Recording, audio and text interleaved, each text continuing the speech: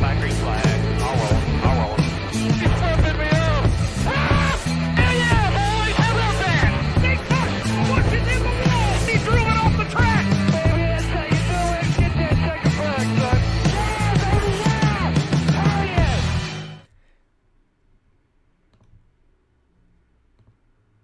What's going on, guys? It's your boy Darren Gilliam, aka Black Flags Matter, back with another edition of the NASCAR Weekly Podcast for the first time in season 3 of the podcast. We are back on my channel, and today we have a special guest, Jagger Jones. How's it going, man?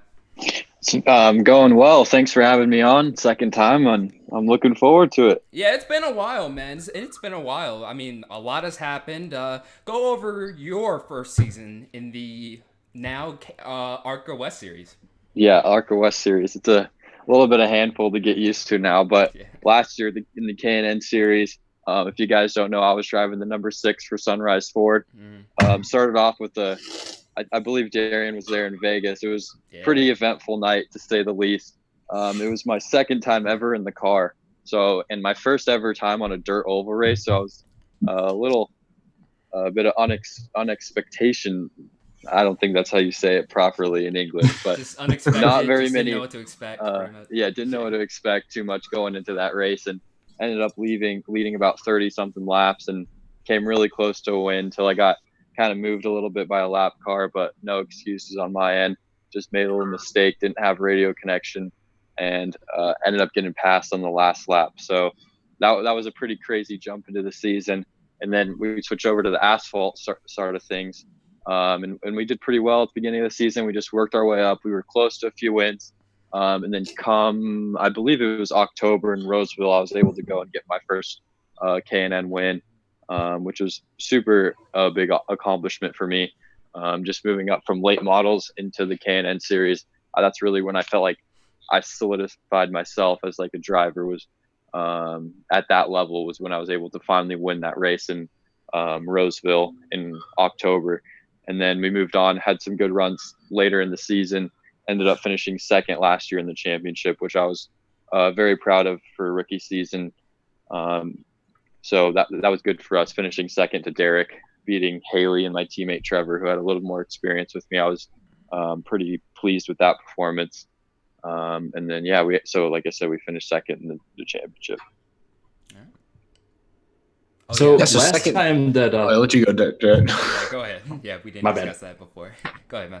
I didn't know the order. I'm sorry. I just like to dive in here. We forgot it. Just go ahead. Oh, he froze. Oh, he froze up. Oh, no, he's back. Okay, no, Jared. Yeah, Jared's having problems right now. Eric, go ahead. Well, I was going to ask, so last year it seemed like, very successful season, ended it strong with that win, second in points, and you were first of your teammates. I feel like that's pretty that's impressive to me. What was the biggest thing you feel like you learned last year in your first year kind of in like a full body stock car like that in the K&N Series? I think you basically just said it was driving the full body stock car compared to a late model, which I didn't even really have too much oval experience. I didn't really, at a young age, I didn't grow up racing Legends. I didn't grow up racing Bandoleros. I grew up racing go-karts on road courses and even over in Europe and stuff. So getting that transition to the oval series in late models for only about 2 years in Legend cars. So I was still learning a little bit of that, going to more different tracks. Last year, I think I went to 13 out of the 15 tracks I went to. Was my first time ever seeing the place. So it was a big learning curve with that. And then also transitioning from a light, less powered late model, like they run out on the West Coast, compared to a K&N car, which has a little bit more horsepower, weighs a little bit more, slick tires compared to a treaded tire. So a lot of that was a learning curve. And then just the difference driving a K&N car compared to the other stuff I drove before. I think that's really the biggest thing I learned as a driver. Danny, go ahead. Yeah, so Jagger, obviously, right now doesn't look like anything's really set in stone for you right now. But maybe do you have anything coming up that maybe able to let others know about right now? Yeah, so it's been a little tough of an off season. trying to put something together. I really wanted to focus on getting something planned on the East Coast side of things, because that's, I think, where I need to really move to progress my career. I think that's where I need to be. That's where I need to be racing, and that's what we're working on right now. We're working on some sponsorship stuff. We're talking to a few teams. We're just really focusing right now. It's been a little later of a process than we've liked, but I got a great team behind me that's helping me. From my manager, Jimmy Button, Jimmy Johnson has been a huge help in my career. He's put a lot of time and effort behind me, and just looking to him for advice has been something that's been really beneficial to me, that I don't take for granted. I mean, not a lot of people have that opportunity, and I'm very pleased to be able to say that I have that, thanks to my dad being friends with him and them growing up racing together. And obviously my family, I've been able to expand on that connection, which has been awesome. And then just the other people that are behind me, we're really working on this, trying to get a solid program set for this year. I wish I had something to say yet by now, but we're still working on it. All in due time, man. All in due time. All in due time for sure. Jarrett, you there? Yeah. One thing I wanted to ask is, so last time you were on the show, you hadn't won yet, and now you are a winner in the now ARCA series. I want to ask, like, what was that experience like, getting that first win? Yeah, I was trying to remember if it was right before or right after. I think it was like within a month or two before was the last time when I came onto the podcast. So yeah, to expand a little bit more on that, I'll just go over the whole event. That week was pretty cool for me. I showed up to the track in Roseville, never seen the place before. It's not on iRacing. I didn't get to practice that like some of the other tracks, which is helpful. But there, I kind of showed up pretty blind. Any knowledge I have of the track was just watching the races previous, and they even changed the track a little bit by adding some cones. So it was a little bit of a learning curve in practice. We practiced Friday night before that race, like we did on a lot of the short track events. So I had about probably 5 or 6 sessions to really learn the track and get the car at a good place. And then we showed back up to the track Saturday, and we kind of just flipped a switch. The car was a rocket ship. We had a really good car. I knew we had a really good chance of winning that night, and we ended up, I think, qualifying third. And then the race, I was just kind of saving my tires a little bit. And then it was on a restart about 20 laps into the race. I drove to the bottom, and someone decided to come down a little bit on me, and that caused, I think it was Haley, to spin a little bit. So it was just a complete racing accident. And then I was sitting second behind Derek, just saving my tires. And then he ended up getting a flat, which I was keeping up with him pretty good. I thought we had a good chance. It was still really early in the race. And then from there on out, we had a few more restarts, and I was leading, and I just never looked back from there. I mean, we just had the dominant car from there on out, and it was super cool to be able to get that win. I mean, I just remember crossing the finish line, just kind of relief set in on me, because I knew that everything that I've been working to up forward, that like my whole career really, at least the past 3 or 4 years, was really focused towards that moment. Every series that you get in, you want to win, and we finally did that. So it was a lot of relief, especially after fighting pretty hard and being close to the win in a couple races before. I think that made it even feel a little better, because I just maybe had a little defeat from some of the other events where I thought I had a good chance of winning and ended up second or third or wrecked. And then to finally just seal the deal, prove some people wrong, get it done, it was a really good feeling. Oh yeah, for sure, man. Let's get into some fan questions before you head out here. First question, Off Course Racing asks, who is your favorite role model in NASCAR? Obviously, Jimmy Johnson. Correct? Yeah, for sure. I think that one's a little give me, Jimmy Johnson. Yeah. So, 7-time champ. That's my favorite. That's who I'm going for. One final time. Yeah, for sure. Like, kind of go in depth about how he has helped progress your career. Yeah, for sure. So, Jimmy is someone that he recently just put an article out a little bit about what his role is going to be like once he moves on his career. And that really, I think, was a really good explanation. If you want to go further in that, it's on my Twitter, but to expand on that a little bit, he's just really someone I can go to for advice, and he kind of has helped position me a little bit in my career. Like I'll keep him updated on what we're thinking, what we're doing, and he'll give me advice from when he was in similar situations, what he did, what worked, what didn't work, and kind of how to move my way up the ladder. And that's been super helpful. And then just gaining some connections with him has been super helpful. Being around him at races is pretty awesome to do. And like for an example, he helped 2 years ago now. He helped give me the chance to drive for Dale Jr. in his late model program for a couple races, which I was able to capitalize and go get a win out in Myrtle Beach. Nice. So things like that. That's how Jimmy's been able to help me, and it's something I'm super thankful for him and for what he's doing. That's awesome, man. Second question from Auto Rockin' Racing 94. Would you consider Hailie Deegan as your biggest racing rival?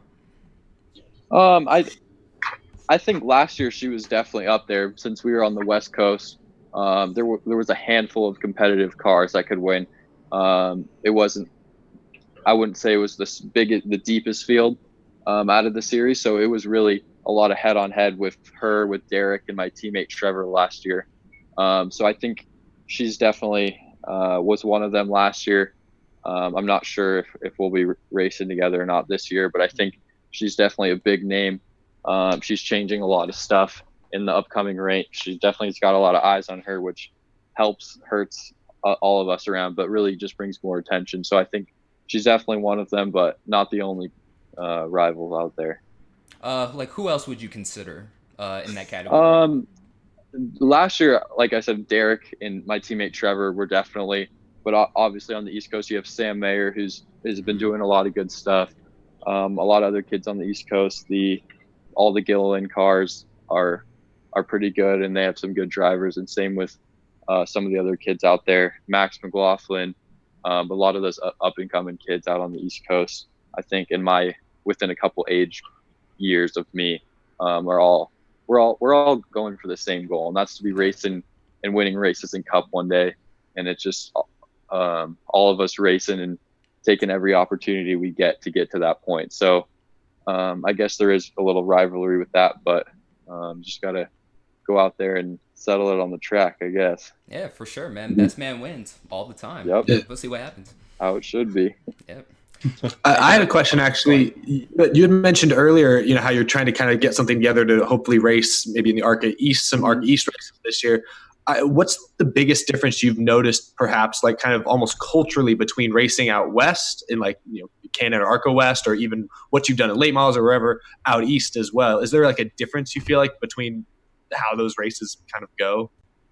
I think with the East races, it's a little different than the West Coast in the ARCA series, because the West ARCA series, you have a couple teams who that's the biggest series they run.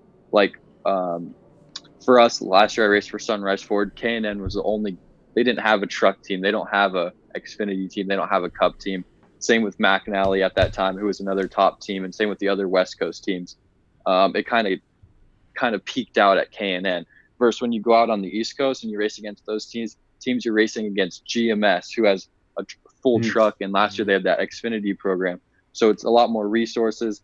You have all their crew chiefs from those series. You have Chevy helping, so it's a lot more resource involved on the East Coast, and a lot more people, I think, looking at you from that standpoint. A lot of big team owners, manufacturers, more looking at you from the East Coast standpoint, because you have teams like Gibbs out there racing. You have teams like GMS, a lot of other big teams that have truck teams, Xfinity, and even Cup teams. So I think that's really the biggest difference business-wise and racing-wise, is that you got more resources, bigger teams, and more eyes on you on the East Coast. I think it just makes a lot of sense to try to compete more on the East Coast, because even though racing is a nationwide sport, it could be argued that North Carolina, that's your pivotal point of stock car racing. So if you get yourself on the East Coast, whether it be out to Tennessee, Georgia, the Carolinas, wherever it may be, you're right there where you need to be, and you're with the most competition you can be against. Yeah, I completely agree, and that's one thing I'm focusing on doing this year. I'm a senior in high school, and I'm trying to go out to college somewhere near the Charlotte, North Carolina area, back where I was actually born there, because my dad was racing NASCAR at that time. So I was born in Charlotte and then moved out on the to first West truck Coast. race, So. by the way, in case you Yes, didn't know. he First did. ever truck race. Believe it was at Tucson Speedway. Yeah, So. Either that or Mesa Marin, I think. Mesa maybe? Marin. Yeah, it Mesa was either Marin. one of the two. Yeah, I don't one of remember, those. but yeah, But yeah, that was a while ago. But no, Jagger. Yeah. Oh, go ahead. Jagger, whatever you do, just don't do whatever happened behind Jarrett because he just had a bad wreck. Yeah, behind I was him. just laughing. Yeah, that has never happened before on the podcast. Have we? That's never happened, right? Like Jared's cars just completely fell off. So I had to laugh during that. No, but that'll just about do it for this edition of the NASCAR weekly podcast with Jagger Jones. Thank you so much for coming on. Where can people find you? Yeah, for sure. I'll in person. I'll be out in Daytona. I'm leaving tomorrow sweet. morning. Oh, Gary, sweet. and I know, We'll be there. Yeah, I know Me you'll too. be out there. Yeah, I'm Yeah. pumped about it. I don't remember the last 500 I went to. I was very young, so I'm pumped about that. Yeah, If any of you guys see me out there, feel free to come say hi, come introduce yourself. Oh, yeah, I love most definitely. talking to anyone. So We ain't gonna be hard to miss because we'll probably be on a big group. So Yeah, dude. Yep. We're gonna be All such right. a huge Heard. group, man. yeah, so First- we'll have to catch up for sure. I'll be there all weekend. So looking forward to that. But also on Instagram, you guys can look me up. I'm pretty heavy on Instagram, Twitter, Facebook, all of that kind of stuff. Oh yeah, man, absolutely. Can't wait to see you out there. It's my first Daytona 500, and I Same believe, here. same that's with all Jared as well. those ones. Yeah, Yep. It's great. It's gonna be a fun weekend, man. Well, Jagger, thank you so much Yep. for coming on, and we'll see you tomorrow, man. Yep. Sounds good. Anytime. Thank you guys. All right, catch you later, man. Yep. Good luck Thank this you. season. Good luck, Jagger. All right, later, man. See ya. And once again, the infamous Zoom wait. We always have to wait like what? Oh, okay. See, it's getting faster and faster each and every time. Kyle We're Busch figuring it survived. out. He survived. Oh, Busch survived. Kyle Busch was the one who failed. Damn it. Okay, so that's a sign, right? Is That's bad that luck. a sign of this weekend? That's what I'm saying. It's a sign. It's either going I to be really guarantee- good or really bad. There's probably hundreds of thousands of fans that are probably wishing, and they're going to be disappointed. Yeah, probably. More than likely. So just throwing this out there, does any of the fans who might be wondering, I think all of us except for Eric will be going to the 500. Mhm. But Whoa, Eric, but come on, bro.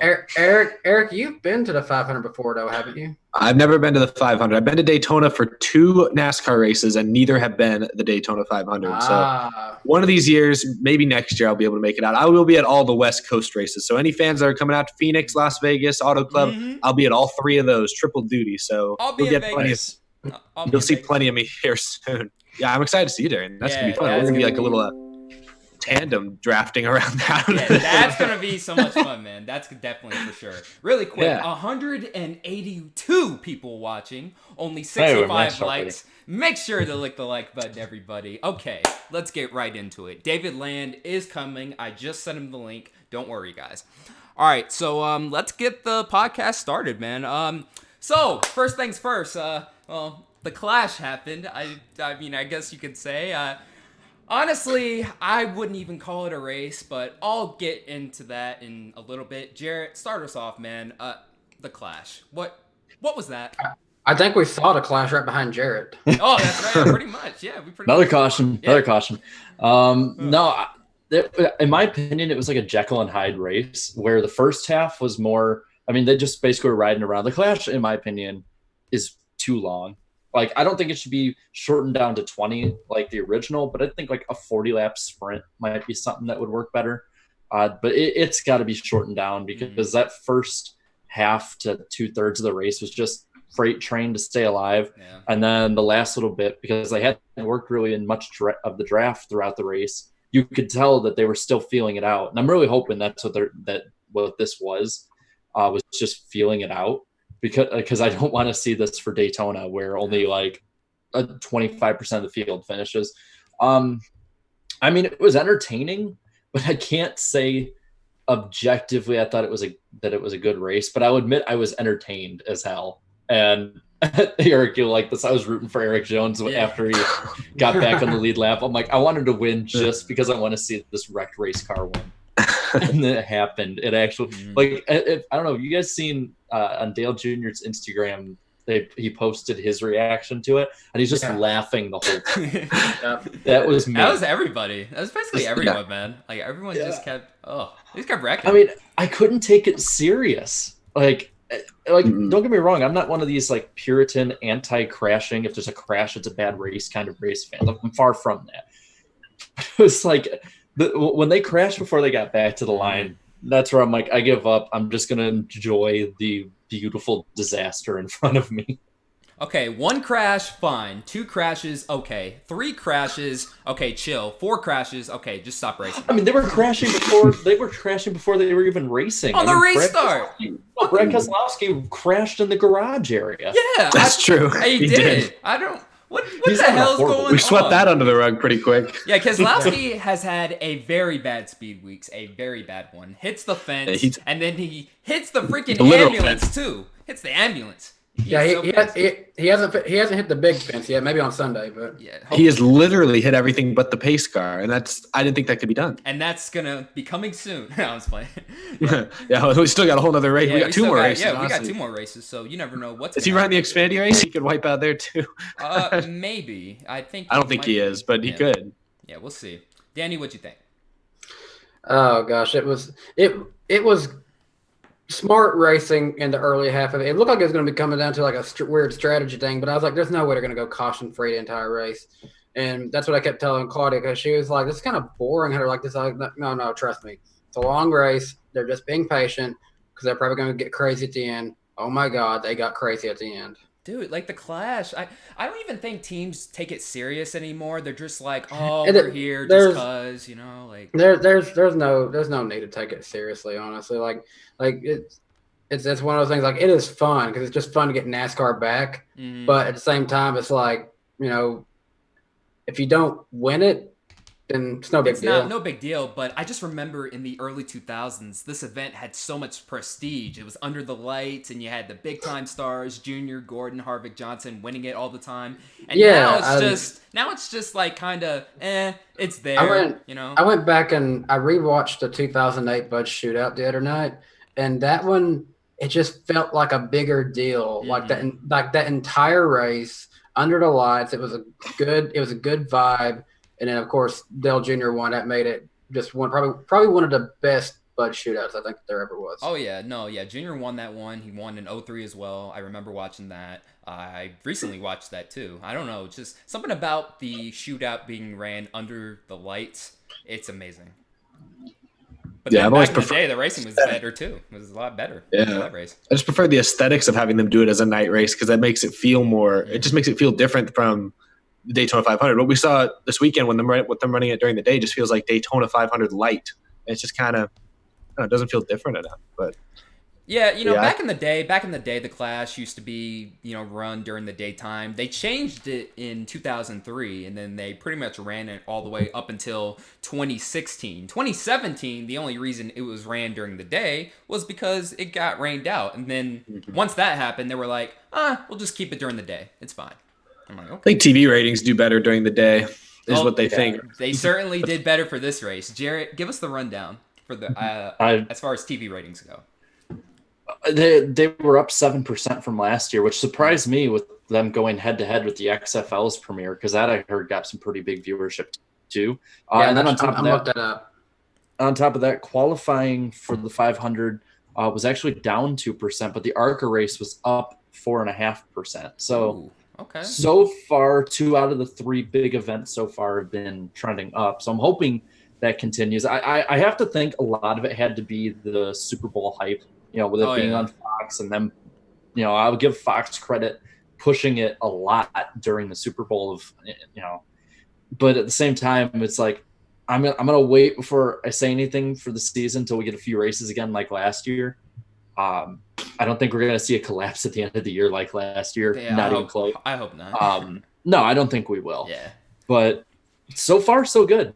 There's not really too much to say yet, just because it's such a small sample size so far.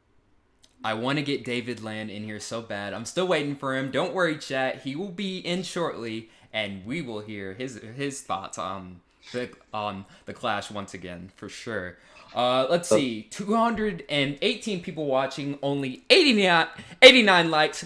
I can't even talk. Make sure to lick the like button. I can't even talk today, folks. I'm a bit rusty. Guys. Bit rusty today. First stream of the year. Yeah, first stream of the year on Black Lives Matter. I'm a bit rusty. I'm a little bit nervous to a certain extent. I'm thinking about Daytona. I just got a million things on my mind right now. Okay. Jarrett, how many views did you say that the race got again? I'm sorry, I just looked up the XFL numbers.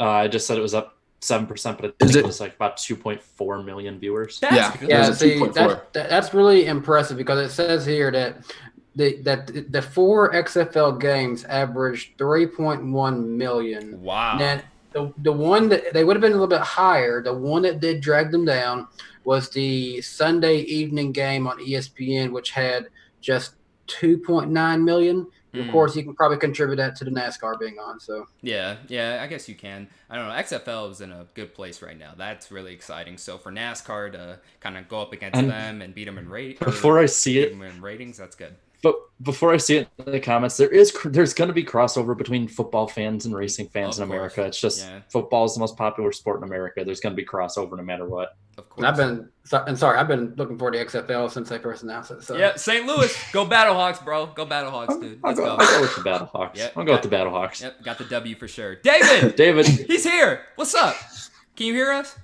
Oh, it's a Zoom hangout. Oh, Zoom thing again. It's always the audio. Zoom gonna Zoom. Yep, always the audio. He's got to make sure he fixes his audio so he can hear us and the camera and all that stuff. So he'll be here shortly. But I don't know. As far as the Clash goes, it was just stupid racing overall. I mean, in the grand scheme of things, were really fun. Yeah, for sure. But last 2 laps are great racing. Yeah, the last 2 laps were spectacular. Now the other ones, I don't know about that, man. I don't know. It's crazy. Hey, David, how's it going? I made it. Yep, you finally. Howdy, fellas. Nice hat. Yeah, nice I know. Hat too. I love it. I love the Coca. I had to support the Coca-Cola series or whatever. That was, the Esports thing. Yeah. And we will talk about that next. But David, now that you're here, the Clash, please. Go off right now, please. I think the problem is the race is too long. I mean, really, that's the main issue, because with the lack of testing in NASCAR now, obviously the Daytona 500 is the most important race. So everybody's going to take, especially the big teams that get in the Clash, they're going to take every opportunity that they can to learn as much as they can. And so, when you give them almost half the race, what are they going to do? They're going to look at fuel mileage. They're going to look at pit strategy, and they're not really going to want to tear up their cars until the last 5 laps, and it doesn't matter. And that's kind of what we ended up seeing. Everybody was very conservative, and then they absolutely went crazy because there was a lot of money and pride on the line at the very end. And also, again, from a testing angle, you have a simulation of what it's probably going to be like around the end of the Daytona 500. About 18 cars left in the race, most of the strong guys. I mean, so from that perspective, I think that's just one of the big problems with it. There's a lack of testing, and the teams are now using it as a test session. Now, how you fix that, I don't know. I think Dale Jr. had a great suggestion on his podcast, but outside of that, it's a mess right now. Oh yeah, no, that's an understatement. It's a giant mess. Luckily, we don't have to worry about it for another year, pretty much. So luckily, we don't. And the cars are going to be completely different next year too. So who knows what's going to happen? Oh yeah, just throw it all out the window. So. Oh yeah, man. Yeah, for sure. Moving on now. iRacing. The iRacing League is back. Last night was a spectacular 100-lap season opener at Daytona. Who was the winner again? I'm sorry. It's Keegan. What's his last name? Keegan Leahy. Keegan Leahy. There you go. The Canadian. The Canadian. The guy with the shoes on his couch. Yeah, that's right. Yeah, I saw the memes about that. That was a lot of disappointment to a couple guys who were running up front the majority. I think Christopher Overland was at the front for the biggest part of it, but I think he finished 29th. Malik Ray had that weird pit issue. Yeah, they said he sped at first, and I'm like, there's no way. And then he showed the glitch thing. I was like, wow. Yeah. And he was up front too. I mean, you're telling me iRacing pulled the NASCAR Heat 4? Pretty much, yeah. And I didn't expect. Yeah, it pretty much did. No, he. Well, some poured of the so many setups looked problems. like they were from NASCAR 15. I know there was so much Jacked ride. Okay. height. There was so Yeah, much ride like height. I thought I was looking at a car from Martinsville back in the day. Like, what was that? There was so much ride height. I guess like the way the bottom cars were set up. I guess just made it Trying to give faster. NASCAR a hint. They're Yeah. trying to give NASCAR a hint. Yeah, pretty much.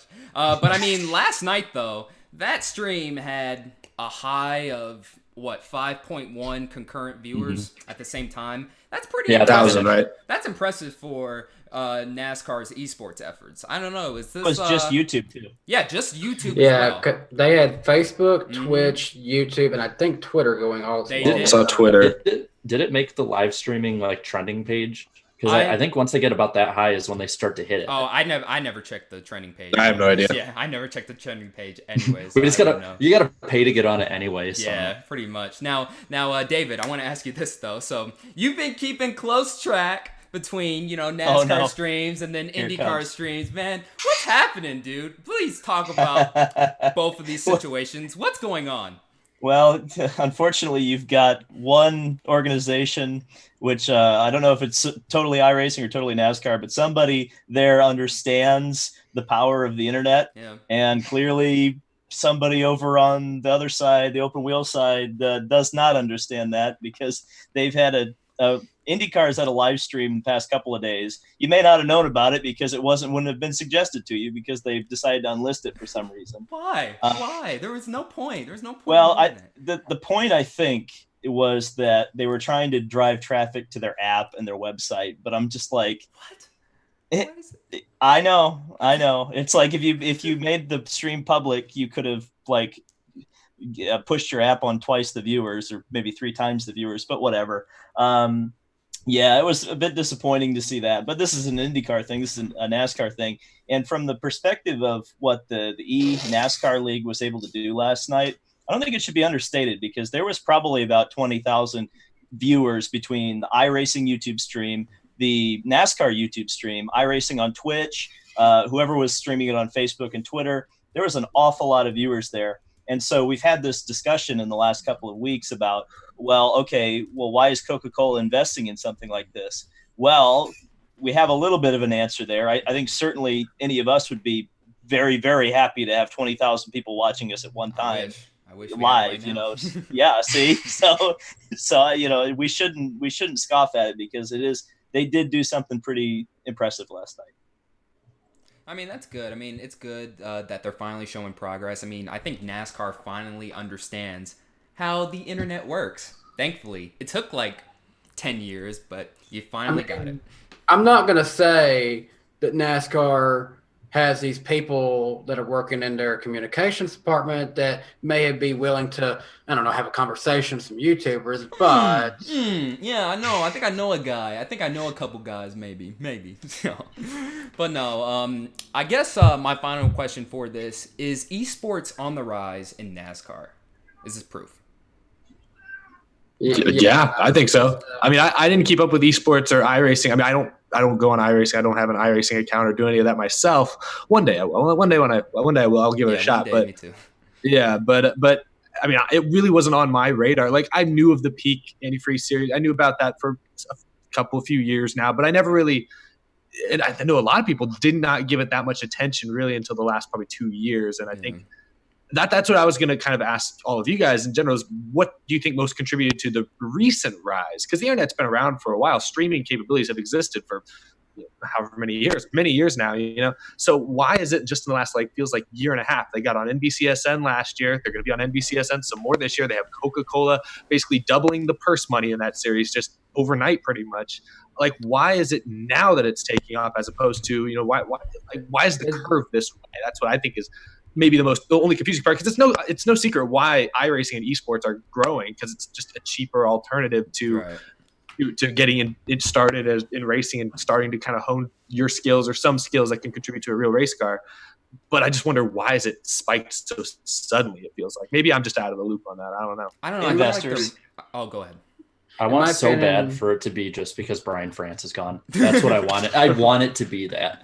I know it's He not, unlocked the but servers I want for it them. to. I don't know. in my opinion, it just has it has a lot to do with the way it's just been presented. It's been presented to a younger market. It's being presented in a way that they're making it clear, hey, this is not NASCAR. This is e-NASCAR. They are distinct. They are distinctly branding themselves as e-NASCAR because they don't want to have that argument. Oh, you're just trying to replace stock car racing. You're just trying to say go to this way. This is an alternative, and it's a fun alternative. If you'll notice, you've probably noticed in the first couple episodes of my show, Danny B Needs a Minute, I'm trying to put a little bit more focus into this esports side of it because I want it to be presented and taken in a legitimate way. Because even though I've never really been much of a sim racer, I have a lot of friends who are, though, and I appreciate their efforts in that hobby, just like though I've got my own hobbies and fishing in that matter. And, it's the same thing. You got that mutual respect for one another, and I want to see it go into a long ways up to the top too. So what you're basically saying is we're different, but same. Maybe we just need to separate. Yeah, basically we're different, but same. And people like us on this platform on the internet, we have this amazing opportunity to showcase the sport in all of its different aspects, and that's what I'm here for. Yeah, NASCAR is a wide variety of whatever. You have the Cup Series, Xfinity, trucks, and then over here you have esports. It's not a big deal. I mean, they're bringing in more people to the sport. I don't see the problem with that. Well, to go back to Eric's original point, I think one of the major reasons we've seen more of it, like the NBC broadcast, for example, you don't get on NBC unless there's some sort of money exchanged. I think they've just really increased the amount of budget that they've been willing. I think iRacing and some of their partners have been willing to spend on this esports league. I think they have faith in it. They want to invest in it. And so really that's why we've seen kind of more of a rise of awareness about it because, and it's kind of a weird thing because it goes back to that thing that we hear from a lot of the short track guys, especially is when they're like, oh, well, why aren't we promoted that way? And I think that is a legitimate point because you're actually seeing promotional dollars being used here rather than for, say, Track Pass. So many people have talked about that as something like, well, how many people even have Track Pass? And I think that's a legitimate point. But it really comes down to like big money, lots of sponsors, and then iRacing themselves being willing to like sponsor the TV broadcast to get their names out there. Like iRacing has the I don't know if you guys saw it, but they had the track map on the Fox pre-race. So they're definitely making an effort to get their name out there a lot more than they have in the past. I mean, so you think is it iRacing then that's the one, like iRacing specifically is what's driving this more so than maybe NASCAR is that kind of what it looks like? I would say yes. I mean, it's their software. I mean, NASCAR obviously is not going to say no to that because it is an emerging potential market, esports. So they're being very smart in partnering with iRacing and making it very easy on them, sanctioning their races, putting their races on their YouTube channel on public mode rather than listed. All those things are really good elements. But I do think it's really iRacing kind of using it as a promotional tool to help further their software, which isn't a bad thing. I think it's a good thing. Makes sense. Yeah, makes total sense there. So moving on now, Kyle Busch had some very interesting comments. A good friend of the podcast, Davey Siegel, tweeted out that Kyle Busch had said that the next-gen cars should cost somewhere around the $800,000 range. And keep in mind, the current cars we have now are somewhere around the $200,000 range. Jarrett, I'll start with you. What's going on? I thought the whole point I don't know. of this was to cut down costs and to improve the racing. What's the deal here? What makes me think that what Kyle Busch said is actually the right thing is the fact that so many people came out of the woodwork to try and deny everything he said immediately, except for the cost part. Yeah. They denied everything about the car being heavier, about all these different things about how it races, but they didn't deny the cost part at all, which is the thing that I'm like, okay, if you're not even going to acknowledge that, or try to, it's like, it's either it's completely false to the point where it's unbelievable, or it's true and you guys are going to have to come out with it at some point. I do think somebody bigger than just the people who are tweeting about it need to come out from NASCAR to talk about this, because we've been going and hearing all about all these people who are losing their jobs. We've been hearing about how like pit crews are going to have to change, how they're changing certain parts of the car, how it's going to be cheaper and easier for teams, and then find out that each individual car will cost 4 times more. It's this completely goes against everything they were talking about. And to have Kyle Busch of all people say it's going to catch a lot of ears. I don't think he did that willy-nilly. It's one thing if Clint Boyer says something. It's another thing if Kyle Busch, the best driver in NASCAR right now, says, another thing. Like, I mean, I was shocked when I read that. I was like, wait a minute. So $200,000 right now currently. Hendrick Motorsports, for example, 4 cars, $200,000 times 4. 2, 4, 6. Yeah, it's 800,000. Yeah, 800,000. That's the price of one new car. Yeah, 800,000, and also maybe a 5th car, so almost $1 million.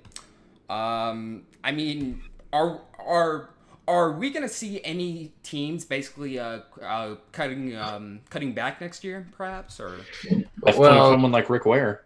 Yeah, I'm not even making a joke here. 4 here. cars right now, like no way they can afford that. There's no way. I mean, no offense to Rick Ware Racing, but y'all ain't fielding 4 cars. No, yet. just one, and maybe y'all will field just one. I don't know. I mean, I'm just looking at the Hendrick example. I mean, going from if the cars are if like Kyle Busch said, if that's right, and the cars are 200,000 each weekend would be about $800,000 worth of cars. Cars being out there. Now it would be $3.2 million. That's a huge difference, even for someone big like Hendrick. From what I understand, Hendrick barely got everything funded this year, so I'm wondering what that's going to do to sponsorship dollars, because you know that TV money coming in isn't going to be as big in the next contract, more than likely. And then we'll also talk about later the stuff with NASCAR and the tracks and attendance and stuff. But I just have to wonder what that's going to do for contracts, if we're going to see a lot of downgrading or if it's just a short-term thing. Because that's the thing I heard a lot of people that were going against Kyle Busch say, is that it's a short-term price increase that'll gradually go down. But at the same time, it's like that short shock is probably going to hurt a lot of the smaller teams. And again, I may be able to explain that a little bit. Okay. So I think it's an open secret. I don't even know if they've confirmed it yet, but I think we all know that Dallara is building this car, right? Yeah. I think we all know this at this point. So essentially what NASCAR is doing is going to the IndyCar model, where NASCAR and Dallara will sell the teams the chassis, and then the teams will add all the extra parts that are open in the rules to complete the car. So this is kind of where you start to get into politics. The reason people say an $800,000 car is cheaper than a $200,000 car is because when you're talking a $200,000 car, you're not adding that development cost in there. It costs an enormous amount of money to develop your own chassis, to develop your own suspension, to develop your engine, all this stuff. It's a tremendous amount of money. Now, actually building the car, the teams can probably do it way cheaper than Dallara, because the teams aren't looking to profit off of selling their cars unless they're selling them secondhand to a team like Rick Ware Racing after their cars are crap anyway. So ultimately, the cost saving, why they say the cost saving is going to come down the line, is that the teams will be able to shut down all their development facilities, all of their R&D centers, their shaker rigs. They won't have to do that quite as much. Theoretically, we've seen in IndyCar that they keep all that crap and then they just throw their spec car in there anyway and do all it anyway. But that's the thinking, is that eventually buying $800,000 cars from Dallara will eventually be cheaper than having to hire a bunch of really smart people to help design your car for the next year. Now, I'll give you a really hot take. Because of this price increase, and again, we've seen it in IndyCar, I think Daytona, or at least NASCAR next year, will probably struggle to have more than the charter teams next year showing up at races.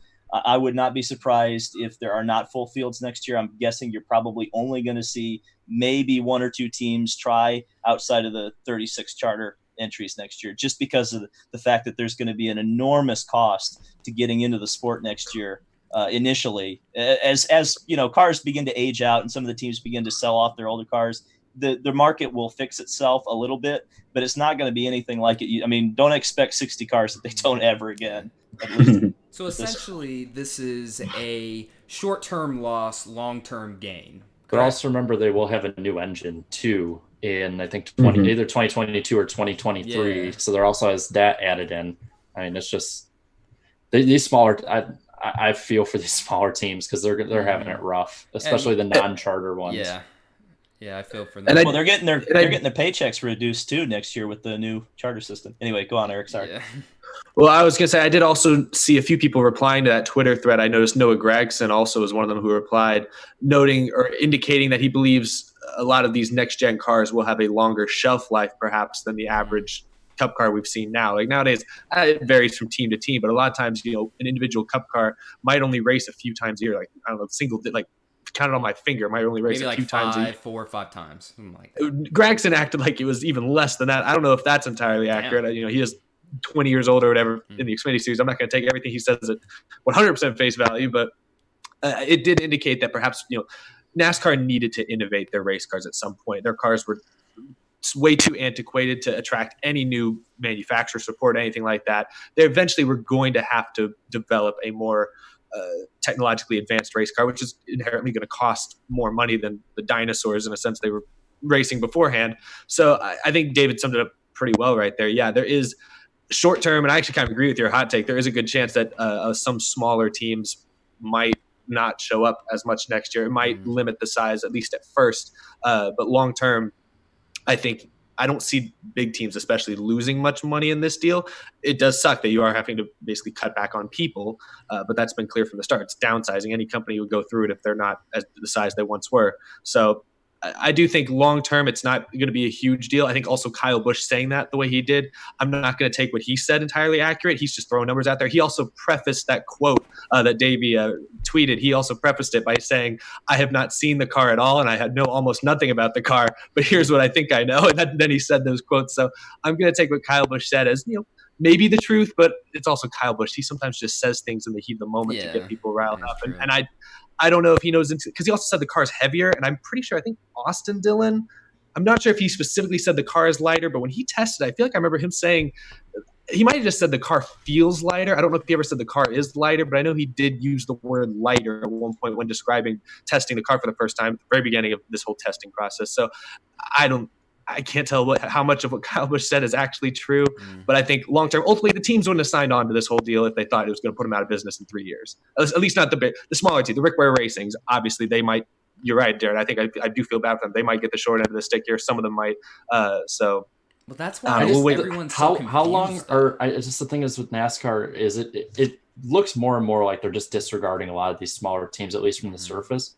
How many more of those small teams do they do that to? Like, do they go back more on the charters? Because if they're going down to where it's basically just 36 cars showing up every week, and then you have other ones like maybe other charter teams like Rick Ware Racing that really aren't not even like gaining anything competitive, really, then do they scale back on the charters and go from there? I'm wondering how far does this downsizing go? I just wonder if you really want to make the small teams competitive in Cup, you do what the Truck Series is doing and go to a spec motor. And, that's helped a lot of smaller truck teams. That's why the Truck Series this year is pretty stacked by modern standards because it's affordable. It may not be what everyone wants to see, but it's affordable. So I feel like at some point that is a form of downsizing because there are going to be people who are used to building the engines or working on the engines for the teams that may not continue to work there. But ultimately, if you really want to make it affordable for the small teams, you're going to have to make it drastic because the small teams are small teams for a reason. They don't have that much money to begin with. So any change is going to automatically hurt them worse than it's going to hurt Penske or Gibbs. Well, I'll tell you who won't want a spec engine, and that's Toyota, Chevy, and Ford. Yeah. I mean, I think they'll put up with that in ARCA and the trucks. I'm guessing they're going to want their own equipment and some ability to affect their performance in the actual Cup Series. Again, I think they're kind of willing to make those concessions and let Ilmor build the engines for some of the bottom series. But I don't think there's any way you could talk Toyota into running the same motor Chevy is in the Cup Series. Yeah, I don't think so. Yeah, we'll just have to wait and see what happens. Time will tell, but hopefully the cost will be cut down, and especially if Honda's coming in. Yes, if Honda's coming in, you're not going to have Honda and Toyota running the same engine. No, absolutely not going to happen. No, that's not going to happen, man. Absolutely not. No, for sure, man. All right, so moving on. Donald Trump is coming to the 500. Oh no, I sounds wore a like. red hat. Yeah, I wore a red hat. We got 2 red hats down here. Uncle yeah. Billy, he's coming This to was the not track. intentional. No. Disavow. But apparently this has not been confirmed yet. But Yeah, it has. they They just confirmed it. Yeah. it is. It is confirmed. Never mind then. Okay, I missed that part. Yeah. They shut down all the drones within like 10 miles of the track. So I think Yeah. it's 30. Okay. So I just want to put this in there. All politics aside, I think it's actually going to be really amazing to see Air Force One flying in behind a speedway in person. That's gonna be it's gonna be cool. Fox better make sure they have a camera on They it. better. No, watch Fox botch it. Watch them botch it somehow. From what I was hearing, it's so like because I've been hearing they were going to do like 3 big stars for like all the major things, like for the Daytona 500.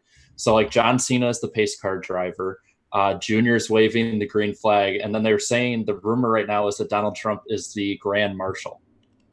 They're gonna keep. That's what they were talking about. Are they gonna keep using Junior for these 500? They're gonna probably try and get him to like play the national anthem on his drum set. Like No, they're gonna next always year- trot Junior Next year, out. Junior's gonna sing the national anthem. Can you imagine him singing that? That would be the funniest. I don't want to. National anthem ever. No, it wouldn't surprise me. And by the way, it's Sheamus driving it, not John Cena. Oh. Sheamus is. But I Sheamus, thought John Cena was gonna be there. they couldn't even get John Cena. They had to get like no disrespect to Sheamus, he's no John Cena. Okay. Yeah, but he'll be. I'd rather see Becky Lynch drive the pace car. Why Yeah. not Becky Lynch drive the pace car? Come on. Are these wrestlers? These are wrestlers, correct? Yeah, Just making sure. it's something only me and David would get, guys. Yeah. Yeah, like you guys kept saying these names, and I'm like, who, me? I know who John Cena is. There. Okay. No, yeah, John Cena was the only one I knew. The other ones, nah, not really. But I'd say big picture wise, I'd say this is good for the sport. I mean, all politics aside, all opinions aside, the current sitting president of the United States wants to come to the biggest race of the year to open up the decade. Yeah, I'm all for it, no matter what. Granted, we'll never see him one time probably, but Yeah. We just gotta follow wherever IDK goes. He'll find a way. IDK loves him some Donald Trump, so he's gonna be following him around like a puppy dog, man. No, IDK, he loves him, bro. Like, it's I wish him the best of getting even within eye shot of him. He's gonna be that SpongeBob episode where SpongeBob meets Kevin. No, Hi, you know what? Donald. You know what? It wouldn't surprise me if IDK tried to get him on a stream. Like, come be on my stream, bro. Come be on my stream. Come be on my NASCAR Heat stream. That wouldn't surprise me, man. He'd compete with us having him as guest on ours. Yeah. Sure. Goodness. so IDK is voted most likely to be arrested as a NASCAR YouTuber for harassing Donald Trump. Yeah, pretty Yeah. much. Yeah, pretty Probably. much. Yeah. Wait a second. Have you seen some of the people on Twitter? I'd put him I'd put him lower down the list. Okay. I will say this. It's There is a reason for this, and it's not just because Donald Trump likes NASCAR. Yeah. Mhm. Without going too far, It's election year. It's an election year. Mhm. Yeah, and so one of the things that I remember hearing about around the 2012 election was that like there's this NASCAR demographic that a lot of political pundits think is a thing. NASCAR The dads? NASCAR dad. Yep, NASCAR Well, dads. but here was the crazy thing was the Obama administration in 2011 sent Michelle Obama to Homestead. give the command at Homestead, Mhm. and she got Right. booed. Mhm, I remember that. It was bad. Yeah. Yeah. Ooh, Now boy. it'd be interesting to see if Donald gets booed. I don't think it's Yeah. gonna happen. Oh, That's no. not- Okay. no. If do you remember the reaction at the college national championship? I mean, he got praised big time. He got booed If- at the World if- Series though. Yeah, he did. Yeah. He did. Wasn't It was that 50 where that was in that It's a at? coin toss. Yeah. Oh, it wasn't DC. You're right. Yeah. So pretty much it's a hit or miss, but I'm pretty Yeah. sure he's No, he's not getting cheered booed. on. Yeah, he's not. Not getting in booed to the Florida. Yeah, no way. Well, It is the- cool that a president would come see the Daytona 500. I think last time it happened was Busch, which was also an 04. election. That was 2004. So it's all a publicity stunt. Let's be honest. No Yeah. matter what your opinion is, it's a publicity stunt, but it's still good press for NASCAR. At least I mean, NASCAR is Trump's And popular in NASCAR. I'll tell you, it's like, especially with how volatile everything is right now, like every little thing, no matter who it is, a lover of him or a hater of him, they're gonna tune in to either love or hate him. Yeah. I mean, I literally put the most milquetoast tweet out today, Mhm. and I had so many DMs and responses telling me how racist I was for literally like, hey, it's a big deal that the president's gonna be here. Yeah. So Yeah, keep in mind, Jared's racist apparently. Just hates me so yeah. much. I'm the most self-loathing racist on YouTube. I know, so self-loathing. He does a podcast for the next 2 years, man. Come on, guys. Come on, y'all chill out. One last thing, fun fact: Donald Trump was actually at the 2001 Daytona 500. Yeah, he was I there. never Tried to fact check that. He was. I could. No, it's Was he? true. Watch. I saw the videos today. He was there that day. Yeah. Okay. And also, watch my video after the podcast. Of course, it'll be premiering. Yeah, Donald Trump. Trump is there. He's pretty much just what was he doing? He was talking with Jeff Gordon, and then I think he was also talking with other fans and stuff too. At the time, he wasn't so much hated. So I guess. yeah, so I'm not trying Yeah. to. I'm not trying to point out a potential bad thing happening, but he was also at the very first IRL race in '96. So he's not got a good track record Oh, for no. like races that are associated with bad things. It's like, okay, so here's the thing with this. Mhm. I think I was talking to Jarrett the other day, and I was like, you know what? We can't go forever without it happening again. Like it's not just gonna never happen Yeah. again. Like oh gosh, now I'm scared. Yeah, no, yeah, I didn't even think about that either. I didn't even know Trump went to a freaking IndyCar race like that. But Oh yeah, like they were trying. Tony George was trying to get him to be a team owner. And There's I should probably do a video about it. Do it. there's You gotta crazy do it. stuff. Oh my god, please do it. Please do it. It'll be man. huge. Huge. But Huge. pretty So much, big. long story short, Trump's gonna be there. Love him or hate him, people will be watching no matter what. So There'll be a lot of Twitter interaction about it. there I'll tell you is. that. There's gonna be a lot of beef. It's going gonna on. trend. It's gonna Yeah. trend worldwide. I can't wait to see it. Can't wait to see it, man. Really quick, we are almost to the halfway point. 269. That's nice. People Nice, watching. nice. 128 likes. Lick the like button, guys. Let's get it up there. Lick it for 269. Yep, for sure. And really Nice. quick, Eric and Danny, do you guys have to go yet? Or... Yeah. Aw. Unfortunately, Yeah, so I really, have a 14-hour drive to Daytona. he So does. And I have Oh, a yeah. freaking a 7:00 class. Why would What you is put this? your class during the podcast? Why? Why, bro? Come on. It wasn't me. I'm for those who don't know, I'm in Los Angeles. I'm technically studying abroad in Los Angeles. They only give us like Abroad. 3 options to pick from, so it's kind of tough, unfortunately. Sorry, guys, but it sounds like you guys have a lot of. We covered a lot of the top stuff that I want. Oh to talk yeah. about. So Oh, you yeah, guys, for sure. you guys are gonna have fun the rest of the way. But Oh yeah, for sure. yeah, thanks everyone for tuning in tonight. Really quick. Picks. Who's gonna suck? Underdog and winners pick. Both of you. All right.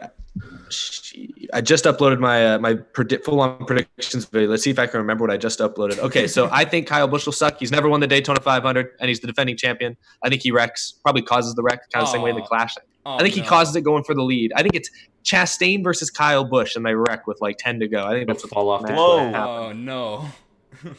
okay, my who's gonna suck. You know how Eric Jones' car looked at the end of the Clash? It'll look like that again. Only this time, it's not gonna be a good thing. You ain't gonna get the triple. Dang. We're both picking Gibbs guys to suck. I think underdog, I would lean. I'll go Chris Buescher because he's in a Roush car. And I have a good feeling about Chris Buescher this week. I got a good feeling about it too. And plus, the Fastenal curse isn't a thing anymore. So, There you go. yeah. I didn't even think about that, but now I'm sold. Yeah. See, so he's good. Danny. For underdog, I'm not gonna say he'll win, but he is starting a poll. Stenhouse would be a good underdog. That's good. Yeah, I can agree with that. All right. He was going to be my second pick. All right. Now, wieners, not winners. Wieners. Who's gonna win the Daytona 500? I'm going with Matt DiBenedetto. I think he's going to win it this year. He led the most laps last year, and he's in a Penske car basically this year. And that Penske car, remember Paul Menard should have won the Clash a year ago. And that when he gets clean air, that car's good, tough to beat. So I think again, it's Daytona, it's a crapshoot. You pick anyone really. Yeah. I think DiBenedetto, this is his year. I'm gonna have fun. It'll be fun to root for DiBenedetto, on Sunday. That'd be cool. That's a strong pick, Eric. Well, I just call you Aaron. All right, I'm top. And you're about to drive 14 hours? Bro, I'm oh, tired. no. I'm about to go to bed so I can Bro, drive I'm 14 so hours. I'm so tired. I only got like 5 hours of sleep, and I'm just Anyways. Oh. So who's gonna win a Daytona 500? He won a super speedway race last year. When presidents come to races, big things happen. Your big fan favorites win. Oh, no. The last time this man was at a race, a Napa car won. A Napa car will win again. Chase Elliott wins the Daytona 500. Wow, he tied that all together. It's gonna happen.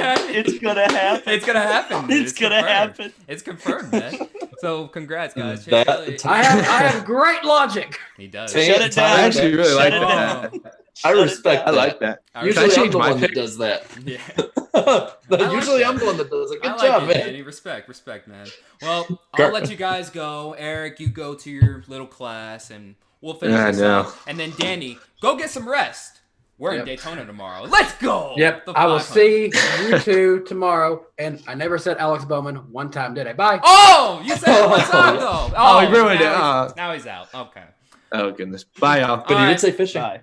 Oh, So, he Eric, didn't say fishing either. He Oh, did say he fair did enough. talk about fishing. Yeah, that's right. He that's did right. talk about it. Well, Danny always talks about fishing, anyways. That's just him. He loves him some bass. Got a whole channel for it. Yep, a whole channel. Does he still upload on that? No. He hasn't yet. Oh, come on, Danny, upload on it. Get on it, man. All right. Is it called Danny B Fishing? Yes. Yes. Yes. All right. That's exactly it. All right. So really quick, we are at the top of the hour. I am going to read off a few super chats really quick. First off, Streamville Speedway, the Haley Deegan lover himself. Thank you for the $2 super chat. I appreciate it. Says, help me in esports qualifying. Give me some tips. Bro, I have no tips. I am just using whatever setup I am given from, I'm not going to say who, but they're helping me out. On the PR side, maybe not spamming Haley Deegan's name every 5 seconds will help. Yeah, maybe just chilling on the Haley Deegan, love train and stuff. Maybe that'll help you out a little bit. I don't know. We'll see.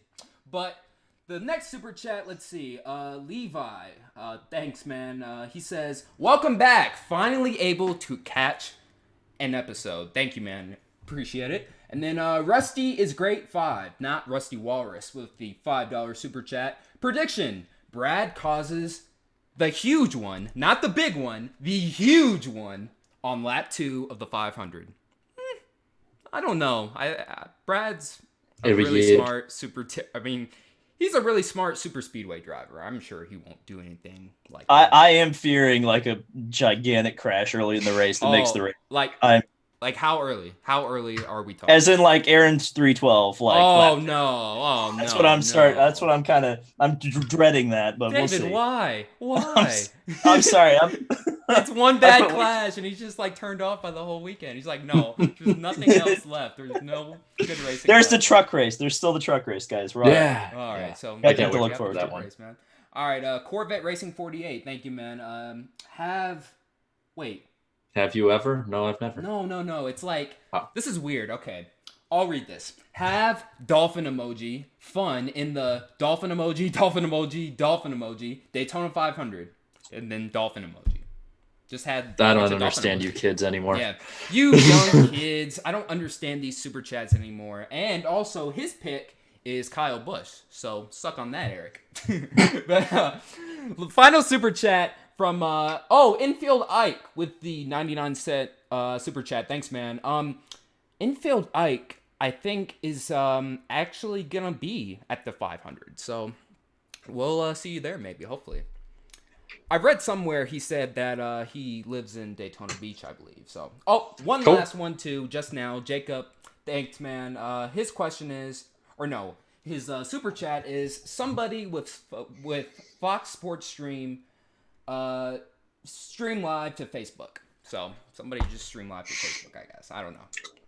We get so many random super chats during the show. I don't know. He's asking for an illegal stream. Pretty much, he's asking for an illegal stream. You just got another one. Yeah. Oh, I did? I'm getting Cody. I'm getting so many super chats, bro. Hey, see, Workman, what's going on, bro? All right, thanks, man. says, my underdog, Ryan Priest, best average plate finisher. Last year, he was. He was the best last year, too. That was underdog. Remember when I picked Corey LaJoy to win Talladega and he ended up finishing like 6th? He was so close, man. He was so close. He was so good. He was so good. Anyway, you want to go through the lightning round Yeah, and then I was just about to do that. briefly go through the poll because I saw somebody put, I think, the Emancipation Proclamation in the comments. Oh, yeah. We forgot to go through the poll at the very beginning of the show. Yeah. Damn, it feels weird. That's weird. Well, oh well. Well, let's move on to the drum roll, please. The lightning round on the NASCAR Weekly Podcast. Jarrett, do your thing. Okay, I saw this earlier today, actually, on NASCAR's Reddit, and it's weird because it's an F1 thing, but apparently they had to postpone the China Grand Prix due to the coronavirus, or as I like to call it, the Kung Flu. NASCAR YouTubing uploads.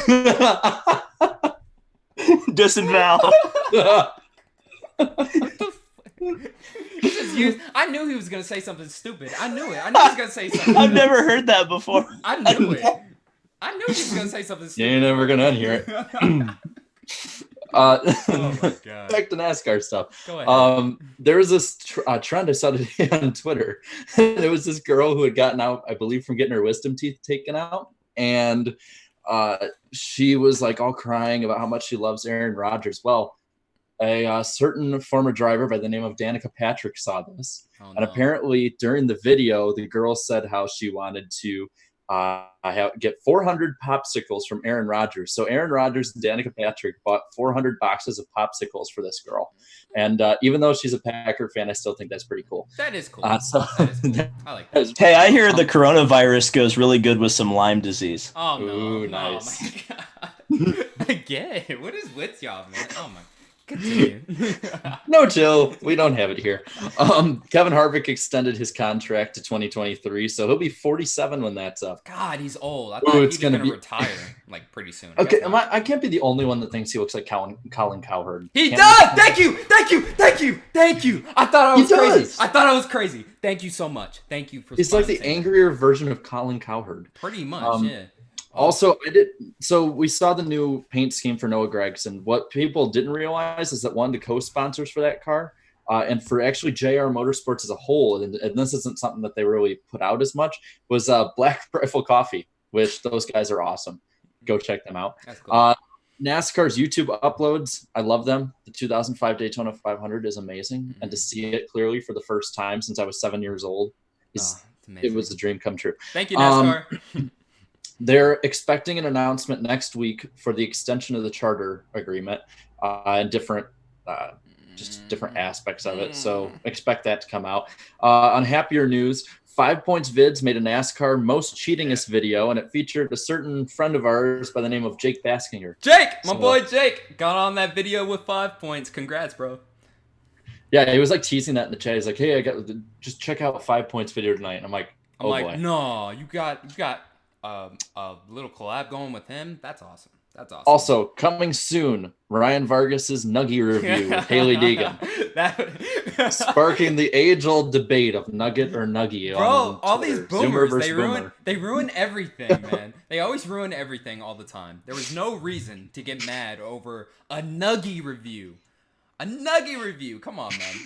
Vargas is a good friend of the show, and good luck to him on the YouTube side of things, of course. Hey, those chicken nuggets are serious business. You better respect them. I know people were getting mad about this. What's the deal? Come on. I keep trying to talk everybody in the that's going to Daytona that what we need to do is pool all our money together and order 100 orders of chicken nuggets, and then I want to pose and do a parody of the Donald Trump fast food thing since he's going to be there, and just be like, who did it better? I think the real debate is nuggies or tendies. That's the real debate. Nuggies or ten? Oh, I don't. Well, Ryan said that tendies can count, but they immediately get a 1.5 deduction out of the 10-point scale because they're not nuggies. Oh my goodness. I love this. I love it. Dude, we love you, Vargas, man. Keep up the good work on YouTube, bro. We love you, man. Appreciate it. Darian, you probably should talk about this one, but Barstool, what is it? Stort? Or you mean Barstool Sports? Stort. Yeah, They're going to be sponsoring 2 cars, and it's looking like they accidentally confirmed that one of them is Boyer. I can't see. Wait, they accidentally? Yeah, they were talking about how, like, we want to be on the car with Clint Boyer. I swear, I think Dave Portnoy's drunk half the time.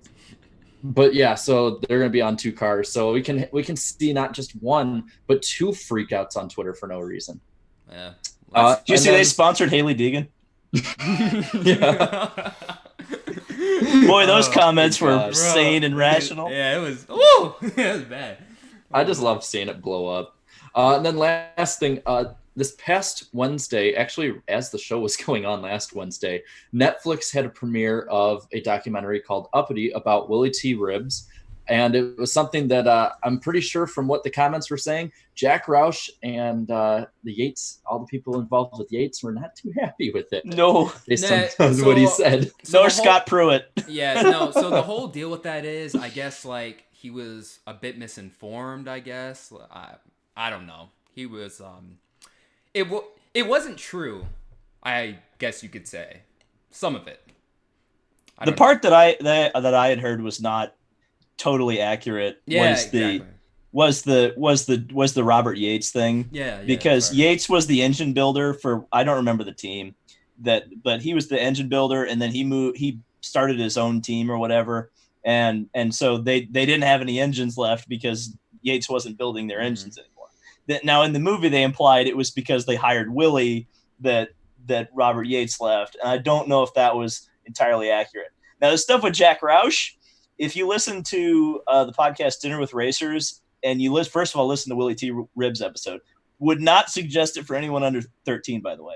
But listen to that; it's great. And then if you also listen to the Lynn St. James episode, they both worked with Jack Roush, and neither of them had particularly nice things to say about Jack. But I don't think it was totally a racial thing, or at all possibly. But I think it was more just Jack didn't like big personalities, no matter what the color of their skin Willie was. T. Ribs, oh my gosh, his personality, man. He don't care, man. He'll say whatever. Well, that's part of the reason to watch that movie, is because Willie is just such a character. It's so fun to kind of see him succeed and see him like just kind of take on that, because he met Muhammad Ali. I don't want to spoil too much of it, but one of his inspirations was Muhammad Ali, and Muhammad Ali was like one of the greatest trash talkers of all time. Yep. So he kind of adopted that personality, and he still has it in the interviews he was given, like in present day. It's hilarious. Like one of the first lines in the movie, I can't say it because I get in trouble, but it's just great. It's great. I wish we had more drivers like that would talk more trash. It makes, the sport more entertaining in a way. When Kyle Busch does it, everybody hates him. Yeah. That's the problem. I don't get it. I don't get why. It's all for entertainment. Come on, guys. Ugh. Oh, Jarrett, no. Where'd you go? No, it's just the Wi-Fi still sucks. I think someone in the other room might be still using it. Hey, Jarrett's brother, get off the game. Kidding. Get off the COD right now. He's on COD right now, probably. No, but in all seriousness, no, it's just my computer, I think, might be the problem more than anything. But so that's about it for lightning round, at least. I guess we can just go through a little of the poll. We won't go through as in depth as usual, just because schedule. I will pull it up really quick and talk about the poll, man. How many people voted again?